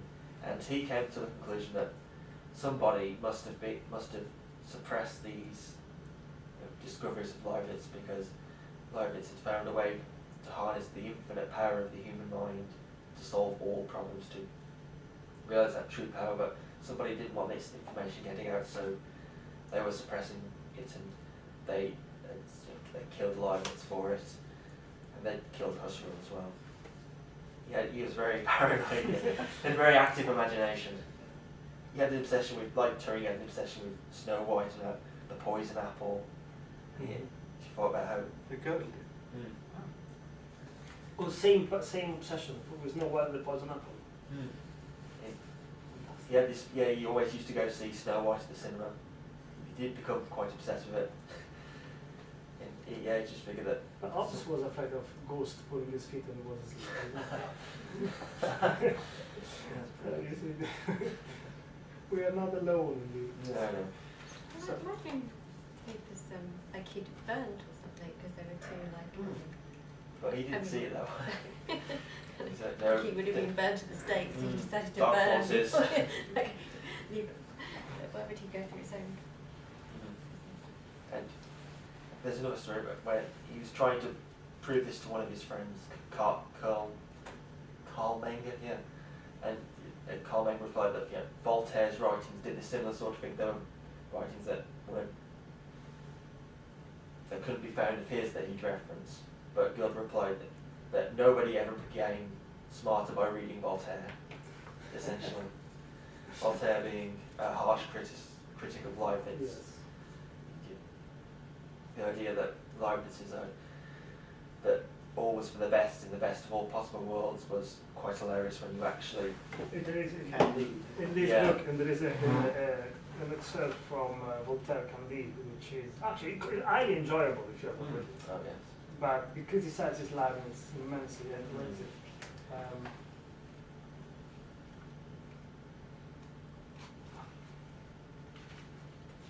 It was the earthquake at Lisbon. Yeah, the earthquake at Lisbon. Cured Voltaire of his Odyssey. Leibniz. But there is this, in a castle in Westphalia lived a youth called Candide. Pangloss, the one that says it all or knows it all. The philosopher. He's the philosopher that is his preceptor. The preceptor was the oracle of his family. And little Candide gave ear to his instruction with all the simplicity becoming of his age, a natural temper of mind. Pangloss was professor of metaphysical theologo-cosmogolology. He could prove most admirably that there is no effect without a cause, and that in this world, the best of all possible worlds, the Baron Castle was the most magnificent of castles, and his lady the best of baronesses that could ever possibly exist. So it goes on with all these things, but then there is a description of a battle. But yes, and then in chapter 3 it says, there was never anything so gallant, so well accounted, so brilliant, and so well disposed as two armies were. Trumpets, fifes, oboes, drums, and cannon made such music as the devil himself never heard in heaven. The cannonading, first of all, laid flat about 6,000 men on each side. The musket balls swept away out of the best of the wards. The musket balls swept away out of the best of the wards 9,000 or 10,000 ruffians that infected the surface of the earth. The bayonet was next a sufficient reason for the death of several thousands. Yeah. So it just turns inside out these things, but what doesn't appear here is it is the word is not the best word, it's the best of the possible. Because it is the result of combining rules that are somehow, if we want to jump forward to what you said at the beginning, completely blind. In this sense, to me, Leibniz opens up the conceptual frame for studying science in modern terms, rather than, and the morals are a bit more shaky. No one ever really hears that. They only ever really hears that this is the best of all possible worlds. But the best of all possible worlds means because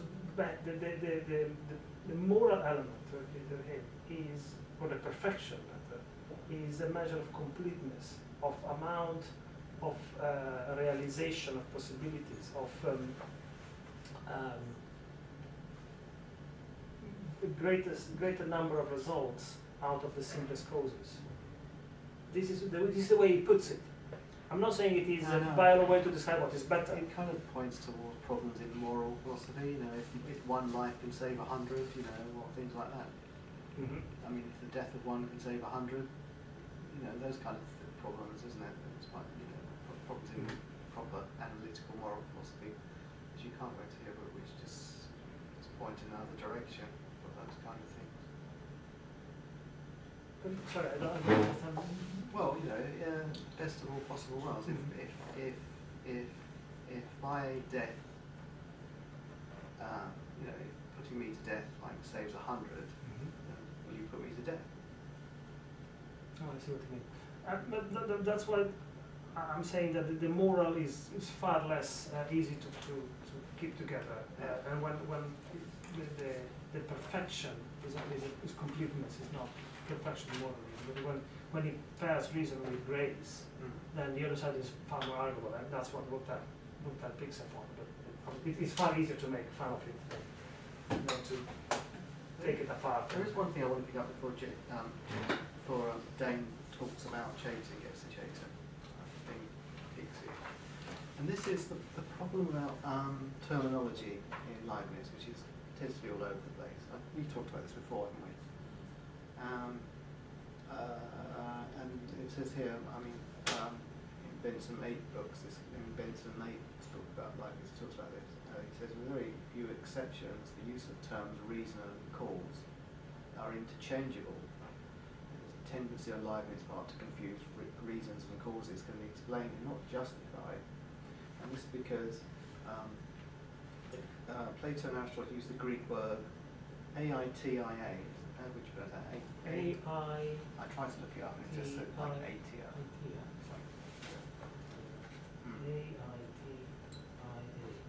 I would pronounce it aitia. Yeah.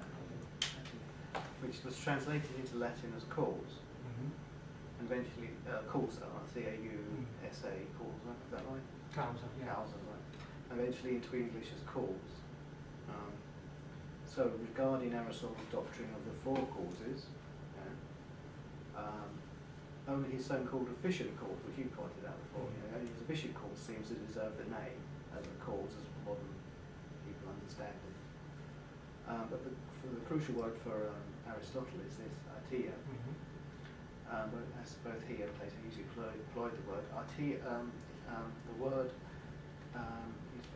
X is the aitia of Y's being if such and such a condition, in such and such a condition, if X is prominently mentioned in the appropriate answer to the question as to why is in that condition. For example, why did the Persians invade Attica?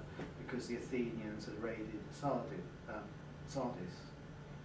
So in each case, whatever is mentioned most prominently in the answer is the cause or reason, and that's not how we think of cause or reason, is it? It's not how you think cause or reason. No.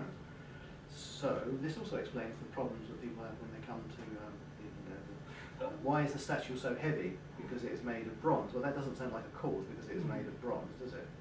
Or a reason. That's a reason, yes. But it is what is most prominently explained in the answer. But you once pointed out this difference quite a few weeks ago, mentioning that the realm of efficient causes is the material, and the realm of reason is the realm of the ends, and is the metaphysical element. And I would keep that distinction. So the cause is the immediate efficient cause. And if I drop this glass, it's going to break. Okay. Or so gravity would provide. While why the world exists, and why does it exist like this or not like this?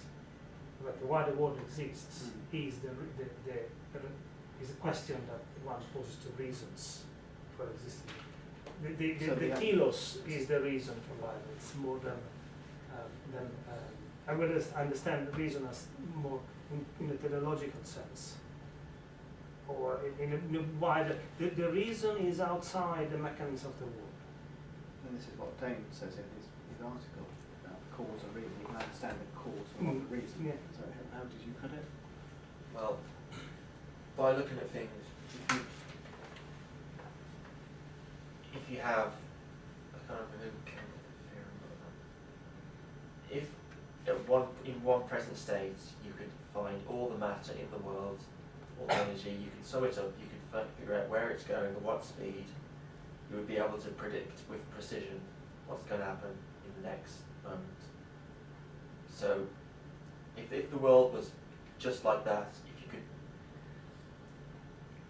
put it all down to cause effect, if you could isolate every single cause in one moment of time, you could predict every single effect. But you can't do that. But I would say you can't do that. Does not account for reason. That doesn't account for why things happen, why things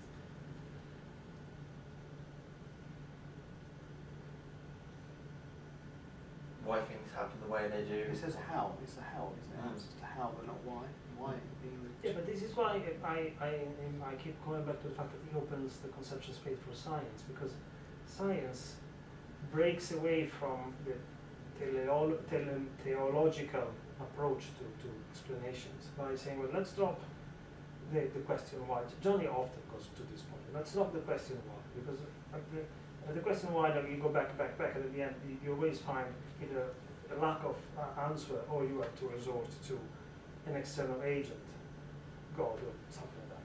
So science starts asking how things are happening, and that's the chain of efficient cause, the chain of cause and effect, and that can be described by scientific laws. The rest of why the world exists belongs to the realm of reasons, or the only reason, which though is in the hand of God, to Leibniz. So he still reasons in those terms. I found a bit, when we were talking about the best a minute ago, it was just reminding me of a bit. I found a bit in here. I can read. It says, Leibniz's optimism is really strange. Yet again, miseries are not what was missing. The best of all possibilities only blossoms amid the ruins of Platonic good. If this world exists, it is not because it is the best, but because it is rather the inverse. It is the best because it is the one that is. The philosopher is still not the inquisitor he will soon become with empiricism, and he is even less the judge he will become with Kant, the tribunal of reason. He is a lawyer, or God's attorney. He defends God's cause, following the word that Leibniz invents, theodicy. Thank you. Surely the justification of God in the face of evil has always been a philosophical commonplace. But the Baroque is a long moment of crisis in which ordinary consolation no longer has much value. There results the collapse of the world. The lawyer has to rebuild it, exactly the same world, but on another stage, and in respect to new principles capable of justifying it. Whence jurisprudence. An aggravated justification has to correspond to the enormity of the crisis. The world must be the best, not only in its totality, but in its detail or in all of its instances. I don't know, I was interested in the note, this, like the jurisprudence term comes up. What does that mean, jurisprudence? I was thinking of like international law somehow, but I should have looked it up too. But well, I suppose it sort of like I was thinking about the difference of that as an approach to sort of how we might think of instructions or laws, or well, just that whole realm of It's not it's a Latin name for law. This is the word in Italy. The faculty of law in the university is called jurisprudenza. Is juris, prudence is prudence. I don't know what it stood for in the Latin, in the Roman terms, but it's the system of law in abstract terms. It's the abstract nature. So I suppose these are the new principles.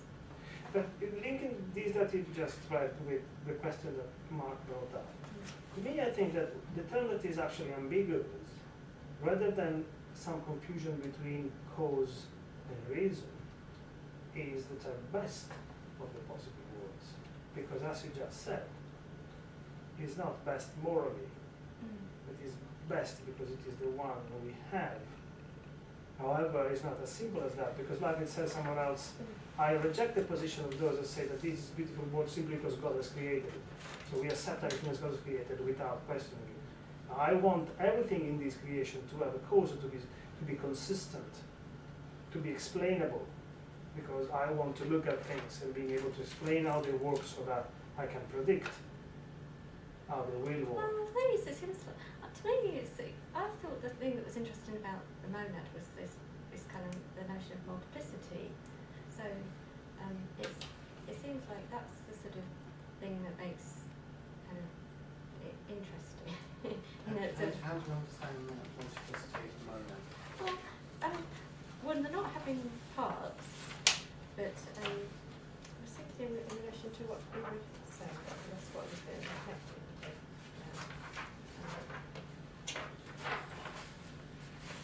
Sorry, I can't remember what What interested you in it? Well, the thing, yes, connected with this thing of the best, it's like, so I think it's to do with like,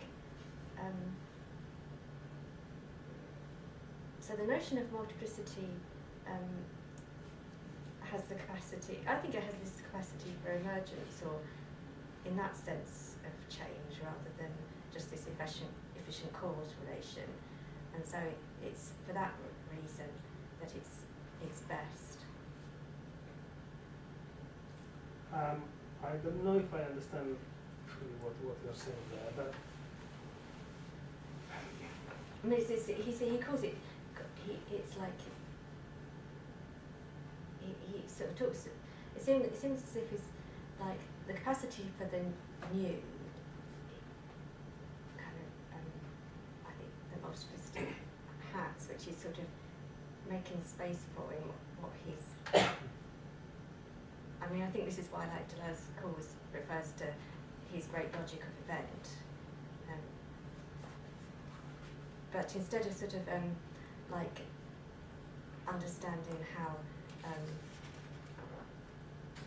like, Delander talks about emergence using sort of contemporary sciences, he doesn't have that kind of take on, like, the sciences at that stage. So, but he's still arguing for this sort of more radical emergence capacity. But then, but then he talks about God's wisdom. So he sort of, it's almost like he sort of he then that sort of part of the power of this best world, like it's God's wisdom that he that this world or this monad multiplicity has this kind of these kind of capacities. It's God's wisdom that it can be like that. But put it like this: God does not create the world. God creates the rules or the grammar according to which the world will move itself. And then it remains as the principle of selection that excludes what falls into contradiction. So in well, I this, suppose that's the thing. That's like that's when multiplicity comes in. He's getting at a more radical sense of this kind of the notion of the infinite or these possibilities. That's the whole sort of realm where he's bringing in something that's important. I simply don't, I'm not sure I understand. I'm not disagreeing. Yeah, well, I suppose it's where I see connection. Because where with do you what, see the multiplicity? Chaitin's doing. The multiplicity. Well, the aspect is this thing which is capable of action, but it hasn't got parts. So I'm thinking of it as the sort of a kind of like vectorial kind of unfolding through like I'm thinking of sort of the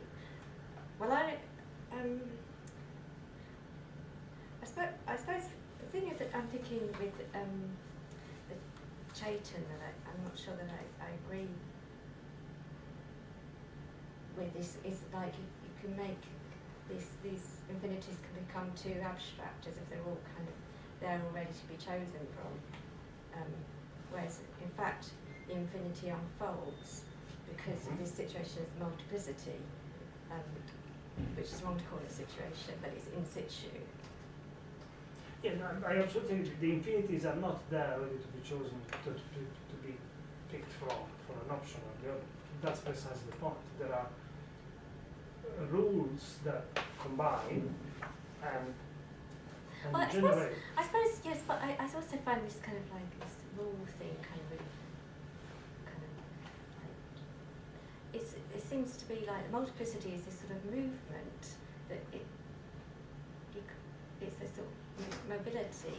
But what is multiple? I don't understand. What is multiple? Not multiple movement. Yeah, mobility. but what is the mobility?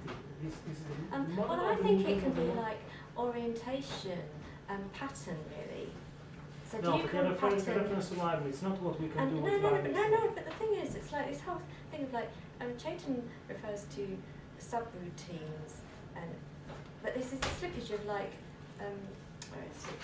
Here it's like, you know, when you go from like a routine or a habit, that has a sort of mobility, or you could sort of set that up as like versus if you were going to claim of pattern that it was an identity.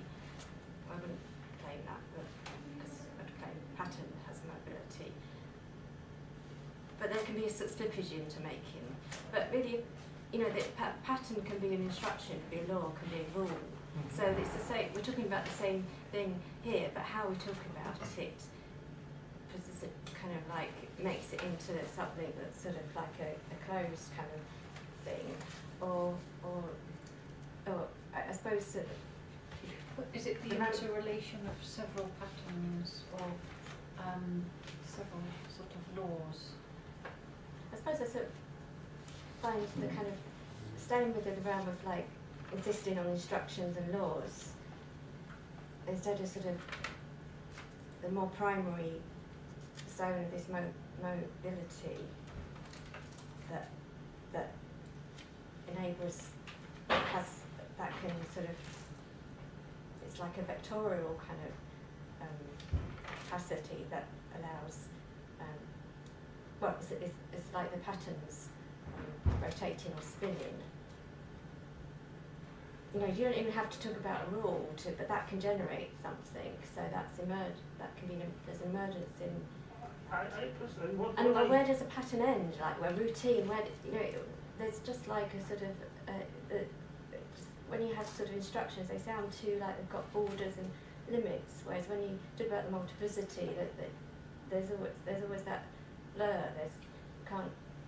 You sort of have to acknowledge that. If I understand what you are referring to, because I have difficulty linking a lot of the terms you are using with Leibniz and partially with Chaitin. But what you are picking from Chaitin about subroutines, if I remember correctly, is a passage where he says that in evolution, natural selection does not start from scratch every time it will create a new step, but carries with it all that happened before. But what he says is that because all forms of life as we know them, mammals and birds and everything else, derive from fish, we still have a lot of DNA from fish in ourselves, and our bodies are better suited being fish than being walking around as mammals. And he says that the DNA is a patchwork of bits which keeps as much as it can without the subroutines you mentioned of the previous one, and then patches it up, adds small bits so that it can do something else, but it's very fuzzy in the way it's cumbersome and disordered. If one could stop time, life, and everything else, okay, now we want somebody who walks around and buys coffee and goes to work at 9 in the morning, but we design that entirely differently than how we are, in a far more efficient way. But that didn't happen. It happened that there was a fish that went out of the water, then went back into the water, then out of the water again, flew about, and then became whatever else in all these steps until today.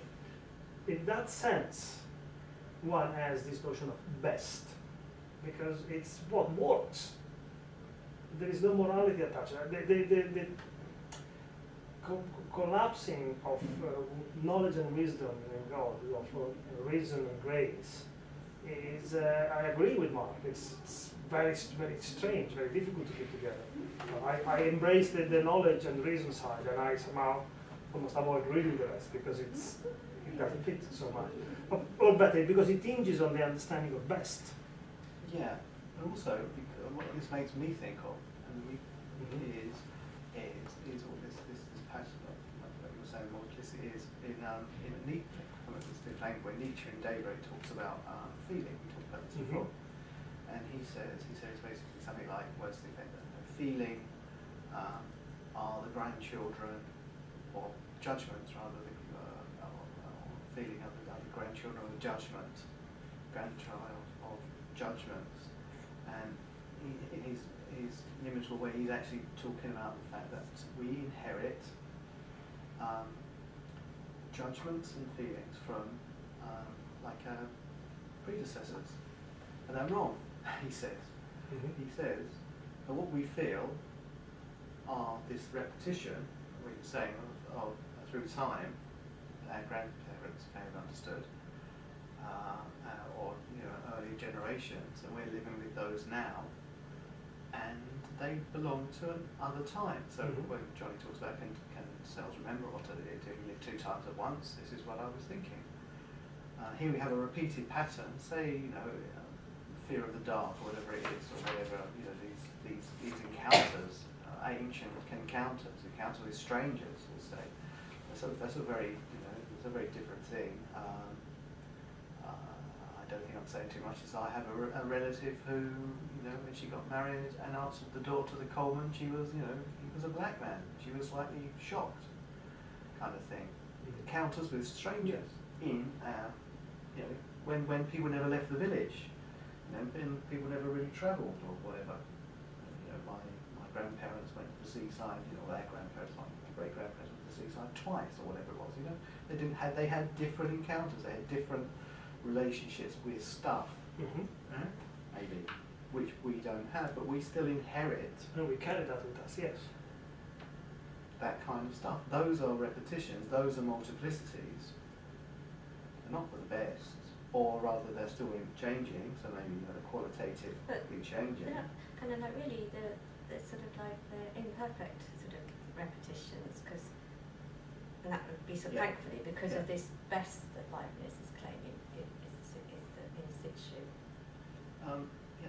Like they're always kind of like, the more kind of oppressive societies kind of repeat their repetitions like very kind of fanatically, there's less sort of like, but even that has an intensity about it which can bring something that breaks it and opens something out. So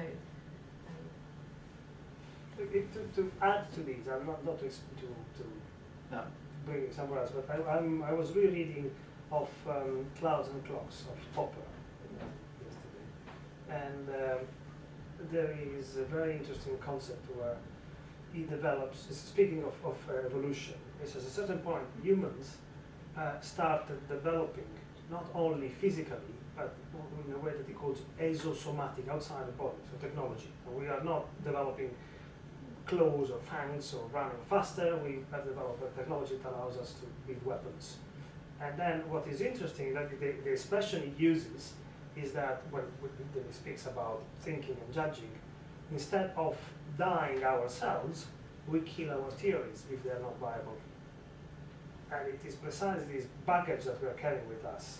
At a certain point, we say, well, this is no, it's an idea that is no longer worth using. Big surprise of the black hole man of never going to the seas. Far better going to the sea. We can afford it. Let's do it. But the foundation here, the ground, is the monad, or the durance, or when you mentioned an oracle. The oracle, when you came in, there's a quote by Heidegger. He talks about, he's quoting Heraclitus, and he says, the oracle at Delphi is partly covered, partly concealed, but neither uncovered or concealed, and neither speaks and not speaks, but leaves a sign, a signifier. And we always seem to be in that space, or the monad, the durance, the oracle that is neither concealed nor concealed, relation to being and being, but in that place of change of the quality, which is what you're describing there. I don't know, just putting some of these things together. What does Stuart think?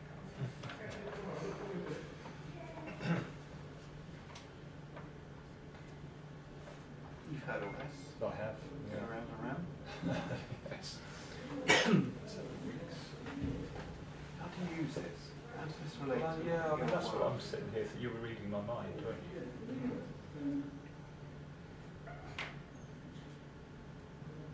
Because I do find that it is through Deleuze. Now, Deleuze reads Leibniz. It's the thing that's getting closest, although I'm very taken by the Chaitin proving Darwin. And it is to do with the, I think it is change is the crux of it, and that goes against the, you were talking earlier about the higher faculties, that this is all dealing with a world in flux, which isn't something that the politicians like, because they then can't control it. So there's at a very simple level, they want equilibrium, so that they can say. But how do you understand that? You said you like the Chaitin. How would you explain? I'm trying to go back to. I think that happens in several ways. I mean, the fact almost simply the fact that he's saying what he's doing as a mathematician is called metabiology. Is that right? I don't know. That's why I'm So, asking he's essentially sort of sticking two fingers up to categorisation. But that's the bit I find like really irritated. But then he creates a.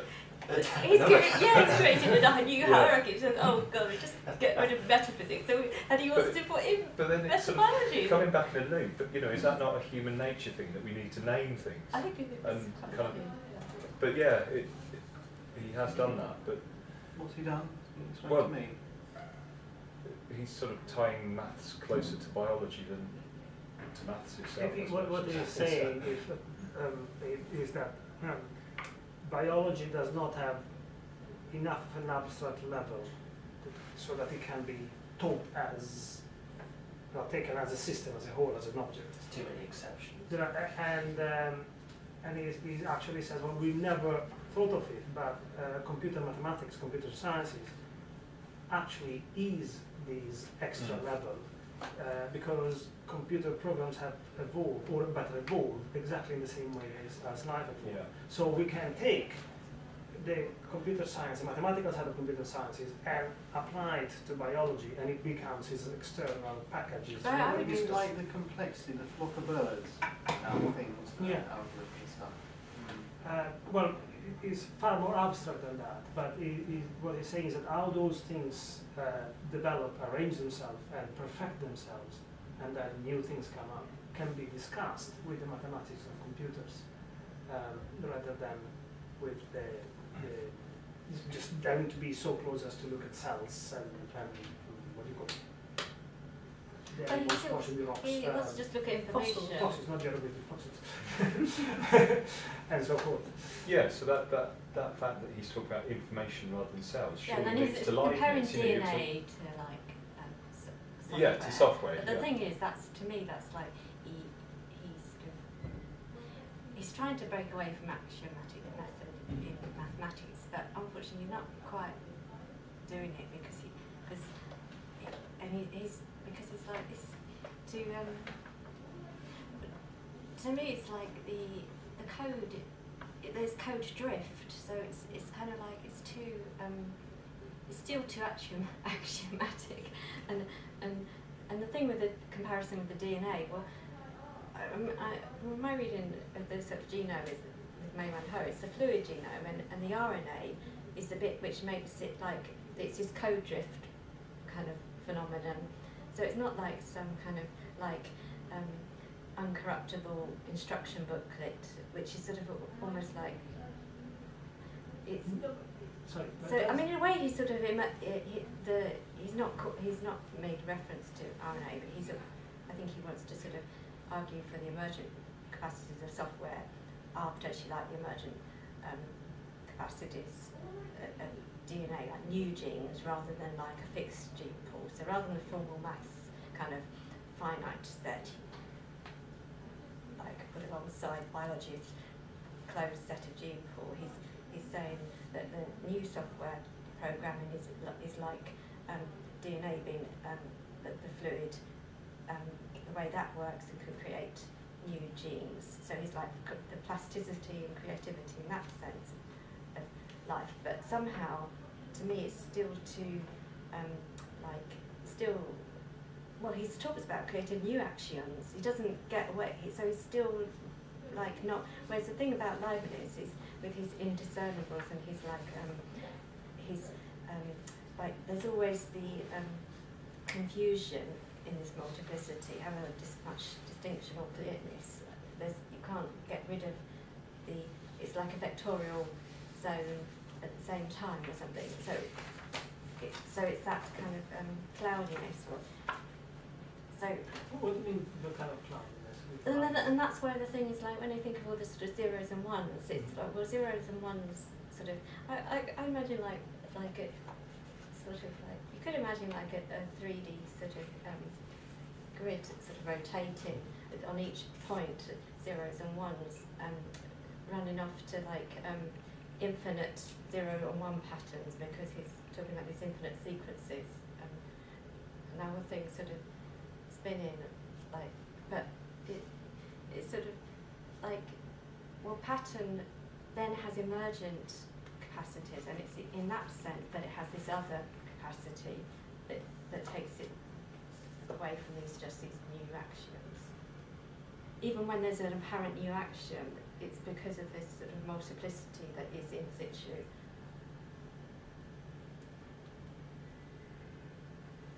That's right. No, I was trying to link. You use a set of different terms, and I was trying to link them back to Leibniz. What do you mean by in situ? What you mean? What happens? What comes to presence? I suppose it's this virtual kind of aspect.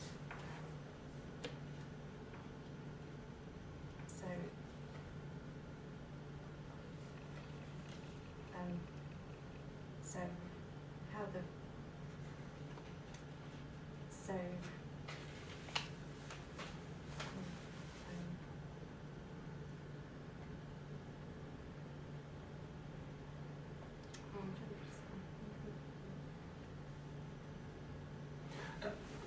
maybe you can add another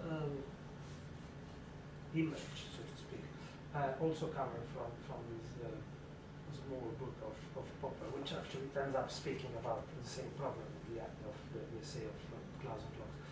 He's saying evolution is supposed to reward with survival that organism that fits the best into the environment. The problem is that the only way of measuring which organism fits the best is to see which organism has survived. It's a complete circularity that Just to feed back into itself. So like an algorithm. there is that, but also this is a very interesting way of seeing the notion of best in Leibniz, because it's very much devoid of morals.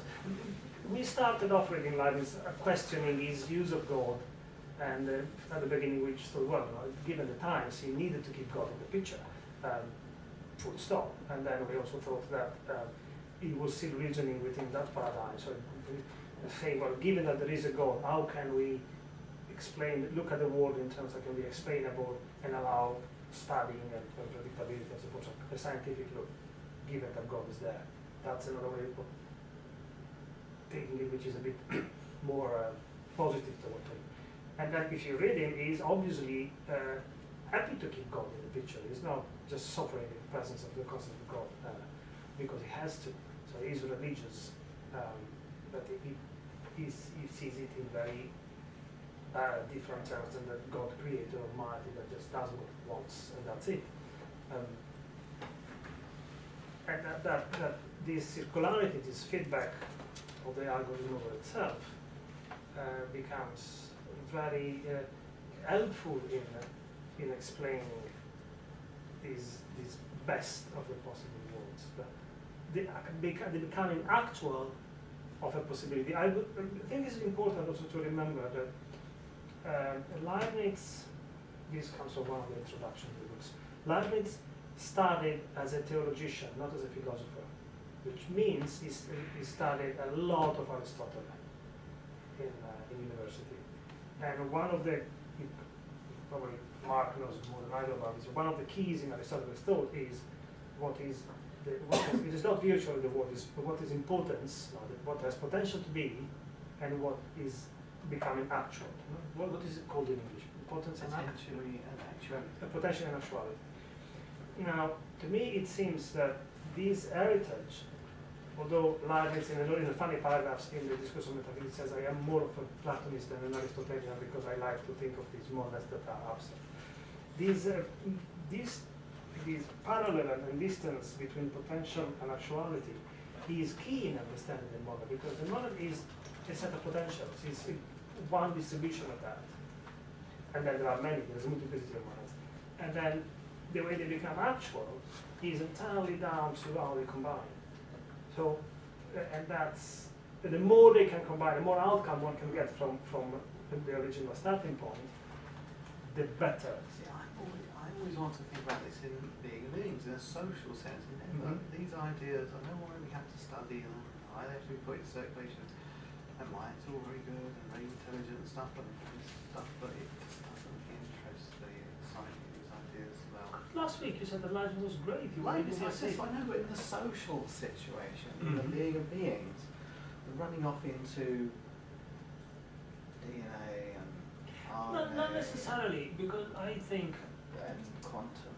No, but that's the slides that the discussion has taken. Feynman graphs. You want to It's so abstract. It's sort of in the shadow world of abstract ideas, and I want to. But language You want is to- code. We're speaking in code in that way. So, but this pattern is in these other realms that you're saying are interesting. If I had this little space today, and I could have mentioned Garten and Mendelssohn, if the space, like, she wasn't there, it wouldn't have come up. We'd have been waffling on about Chaitin and Turing. It's all Dave's fault anyway. And all the rest of it, I would never have mentioned these other stuff, which I think is, and you would know one, and half the people aren't here, so they were going to hear it. But we haven't, we're not always going on about Chaitin. We haven't really mentioned Yeah, it. Don't you think, for example, one last thing was that you often go back to this point, and it's fundamental because after all, as students, as artists, as individuals, we have to care about real life and not just the pleasure of discussing these things as a form of poetry, if you like. But don't you think, for example, that the way we interact is precisely based on the fact that there are sets of possibilities, or ways of being. I could talk for ages because I'm just a big chatterbox, and probably you as well when you don't sit in that corner. I see you on the train as well too. And so forth, and times it might have something, but the very fact that we are now, how many? 6 here, makes for my intention to chat endlessly to be limited by your presence. I realize I still use it quite a bit, but it's not, I'm not the only one who talks. Is this not just a result of the same rules that Leibniz is Yes, distributing. yeah, I know that. You know, I'm not saying that it's you know, it's. I just wonder what the more is what gets pushed out. Let's put it like that. Mm-hmm. And I wonder what gets pushed out sometimes. You know, what falls off the edge because it wasn't. You know, I wonder about what loses and wins in these encounters sometimes. Mm-hmm. I'm just more curious sometimes about some of the other stuff. But then we might as well move in that direction. We I don't know can what propose. direction that might be, and I was curious. It would really relate to people who are not here. We were not here today, or the ones that. What about the ones that just fall off because they don't think it's part of their this course isn't part of their you know, vision, understanding. I'm curious about those ones, the ones who really are still on the edge of it and say, well, I'm not coming anymore, it doesn't really speak to me. I'm curious about what happens to those people, what happens to them. There's been a lot of people come and go and stuff. Well, and that's the I other think side of it. people have been quite consistent coming actually. But also that's an argument that you could turn around. I mean, if we've been discussing olderness as or art in the order of language, like last year, I was about to drop out. I mean, I couldn't take it anymore. What was that? What was that? Leotard stuff, and I couldn't bear it. I think it's a disgrace. That's not true because you What wouldn't was come if you this? couldn't bear it. The discourse figure. Yeah. Did that. If you really can't bear something, you don't struck keep it, pretending. See? Sorry. Yeah. Dane as well. Discourse figure doesn't have many fans. I think Grace hates it. Grace, She yeah, she says, does. So I'm sure I'm not giving any. But said the other day, Lawrence got Yeah. so much work on this discourse figure. Oh, I think it's really important. Yeah, I'm not knocking discourse figure. That's exactly what I'm perhaps thinking here. You know, what poor old discourse figure. Are we ever going to see that again? No, these are two different things. That we're on the edge of the topic of the seminar, but these are two different things. One is whether we like or not within one book or another. One is the importance of the very, very vulnerable subject in this argument, because you brought it up more often in the conversation outside the seminar than in the seminar, that in all these games of numbers there is a subject, and the subject is flesh and is fragile and can be cut and hurt and quashed and forgotten all way too easily. And I believe it's fundamental that this comes back into the picture. Yes, of course. I don't believe that Johnny would be opposed to this at all. Opposed to what? To discuss these things. No, she wouldn't. I'm not saying that. It's just the way. I mean, to me as well, I'd like to be able to get to it. When I was find saying at the beginning that with my research I'm trying to turn inside out the image of art making, so that there is no longer a separation between aesthetic and non-aesthetic, is because I am aiming at that. But somehow I found so much along the way that has come in the way, and now I'm looking at that, and the impulse of me as an artist in my moment of making will probably come later. I mean, we're not part of this PhD, the next PhD. Wait, shall we hear the last bit from Dave? Yes.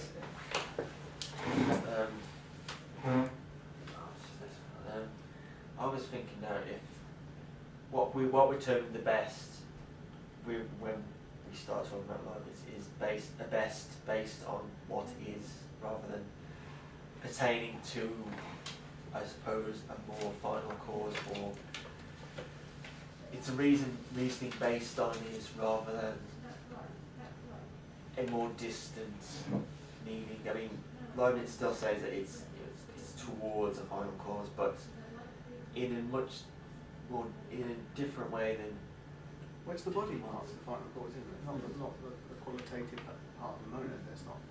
The telos is within the body, isn't it? You talk about that vision. So this is how are you squaring that with the monad? So, where I was going to go back to DNA and how a mutation doesn't pertain to a final reason or anything like that. it's a mutation just based on what is going on in order to just survive and get to the next step, rather than towards an end, so to speak. It's it doesn't a fish doesn't mutate with regards to becoming a human. It mutates just to survive as it is in that environment at that moment. And as it mutates, it has to bring all that baggage with it. It has to, it's not put in any continuous order. Mutations aren't they're bits, they're patchwork moments where you have to fix it wherever you can, whenever you can, based on what comes up, rather than this is the goal. In order to get that, I have to do this, this, and this. I have to do many things in this sort of way. Aren't mutations more random, and out of maybe 99 mutations, out of 199 will fail to grip and engage with the environment, and one will be more successful than the, something like that? Yeah, definitely. What do you mean by fixing and mending then? So, if, say, an ice age comes up and a creature has to adapt somehow, it doesn't know what to, how to mutate itself. A change in the environment will force a change on it, so to speak. And that change might be good, it might be bad. It doesn't operate in terms of good or bad. It changes something in order to try and adapt. Some of those possibilities will stop it there, others will allow it to carry on.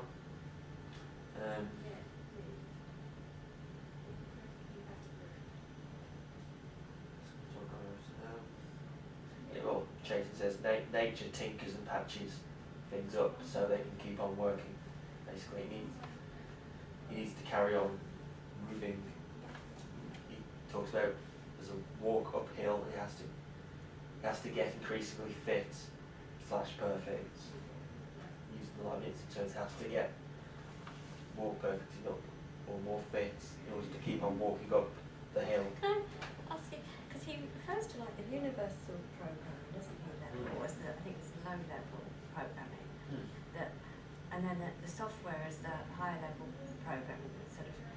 But the implication was that it had to have in place this universal programming. That was fixed.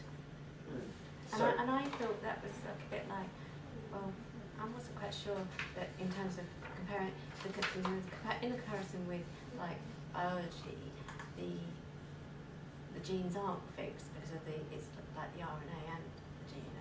So there's this capacity for code drift. So, but in computation, Delanda, I think he would say that I thought he was saying there could be a kind of like a boundless kind of language in the computing, rather than a sort of closed one. But in terms of this universal programming, that's a question, sorry. Well, his point is to move away from a universal mathematics into a postmodern mathematics, which is what Gödel and Turing have proved and working with. Gödel shows that no universal programming can be found because there are truths which can't be captured in axiomatic proofs, and those truths are infinite. Those go on forever. No matter how much you try and patch up the system, it won't complete. It won't totalize in that sort of sense. Turing shows that there are universal languages, not mechanical languages. They can perform mathematical calculations. They can find proofs, but there's no universal language as a whole.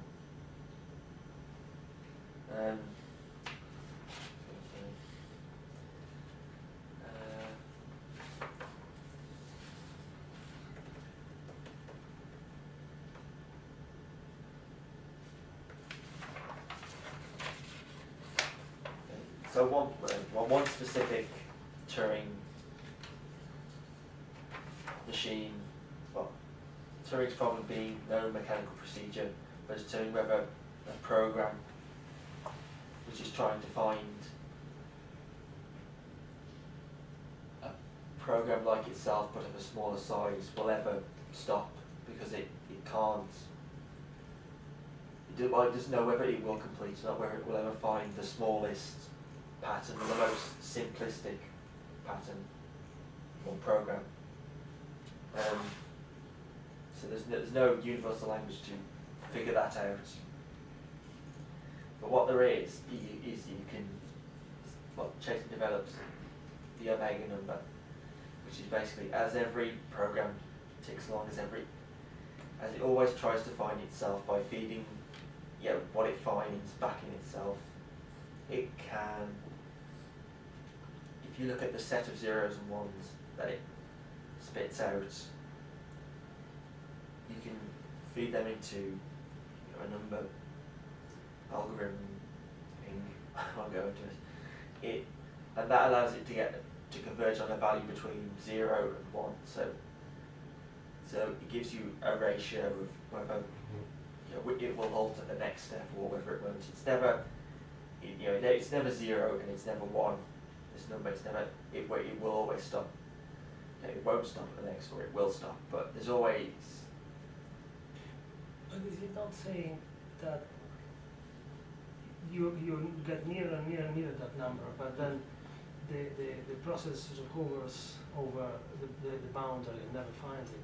And it gets, because you say, well, it might stop at the next number, we've got to check it. Because if you'll be able to say stop at the next number, then you could say, well, we already know that, so the second one, the last, the third one, the last, and then from the beginning you could say, we'll stop there. My understanding of the Chaitin argument about that is that you'd never be able to, maybe I misunderstood it.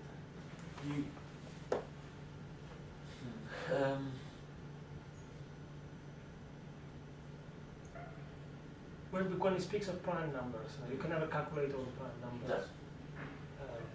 So not matter how many you calculate, there is still an infinite amount of prime numbers outside. Or there are truths that are true, but not provable a priori. So you can experience them as true when you encounter them.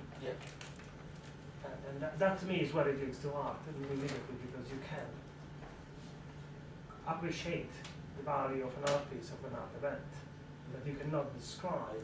You don't have a formula that allows you to create art before you've tried out and excluded a number of options that didn't really work.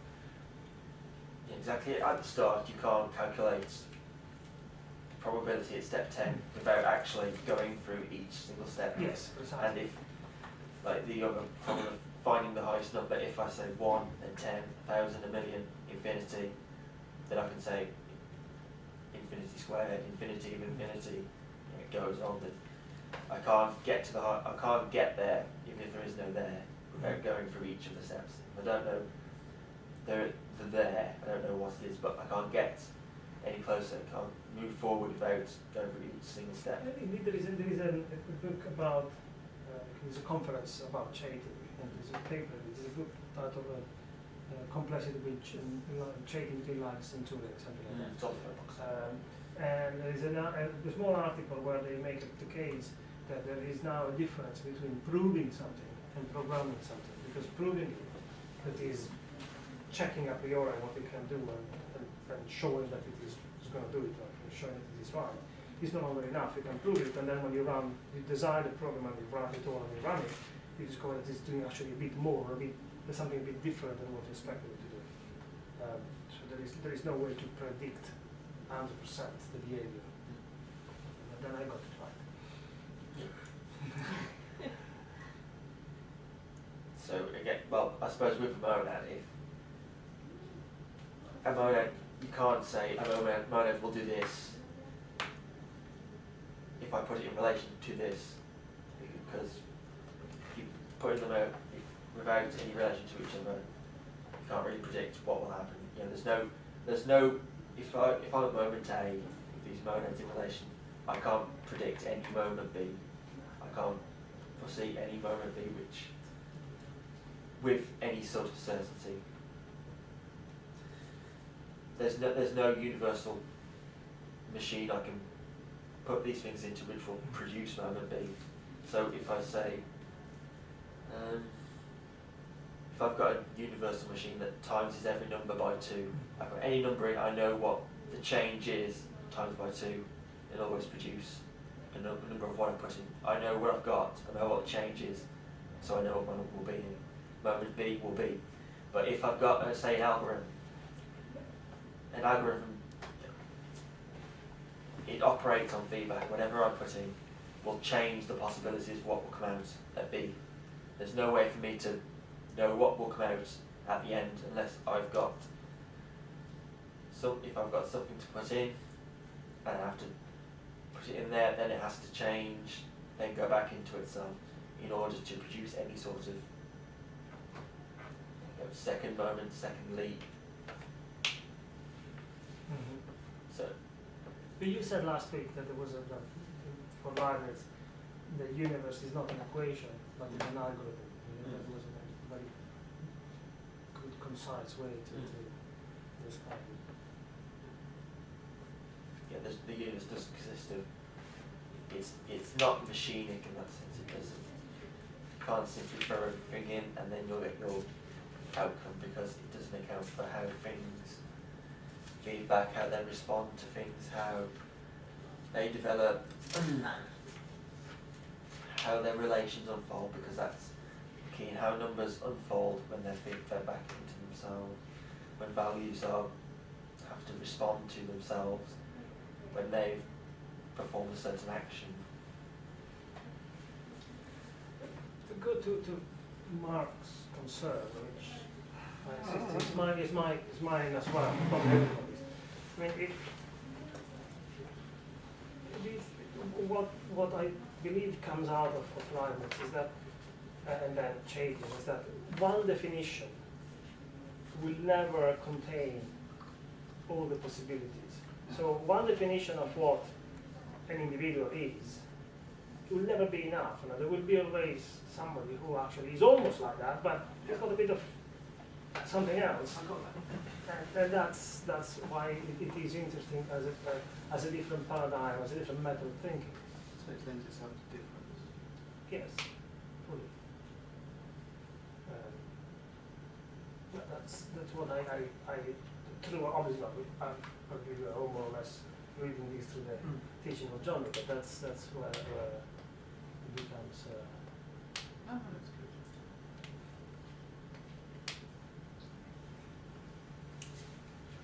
Any more, Dave? Any more anyway?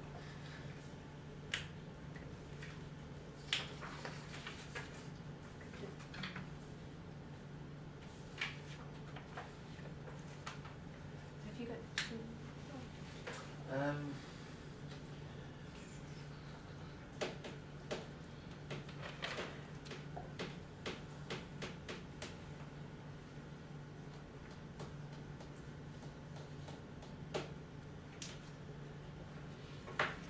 Well, otherwise, before we adjourn into the pub, well, firstly, are we meeting or not meeting next week? I don't believe John is back next week. Maybe he's already. She was, so she changed. I don't think So she's annoying, like you said she was, so I bought my tickets and then like. No, I don't know. I mean, I'm I'm confused. going to be here. You're going to be here, so we're coming up. Okay. Yeah. I just think she said there I was. thought she was away for 2 weeks, There might not be, but but carry then- on without. She went away last Thursday. She's back on the 3rd, and next seminar will be on the 3rd. Now she's going to be. Yeah. I don't know. But we can. There's Wednesday's the 2nd, though, isn't it? Should we, since the plan seems to look at account next? I mean, personally, we could also look at maybe a sewer and the other line there, but this needs to be decided with everybody else as well. But since it was mentioned to read account, should next week we go a bit more in depth in your introduction of Baumgarten? Yeah, I'd like to say more. Is about there Something to read. text that we can look at, or is just Not Baumgarten really, as a because, whole? because it's not really translated. You can't get hold of it. You mean you read it in German? No, I read it through others. Through others. Like Hal Kate. There is out a book of Rancière called Einstein's Thesis.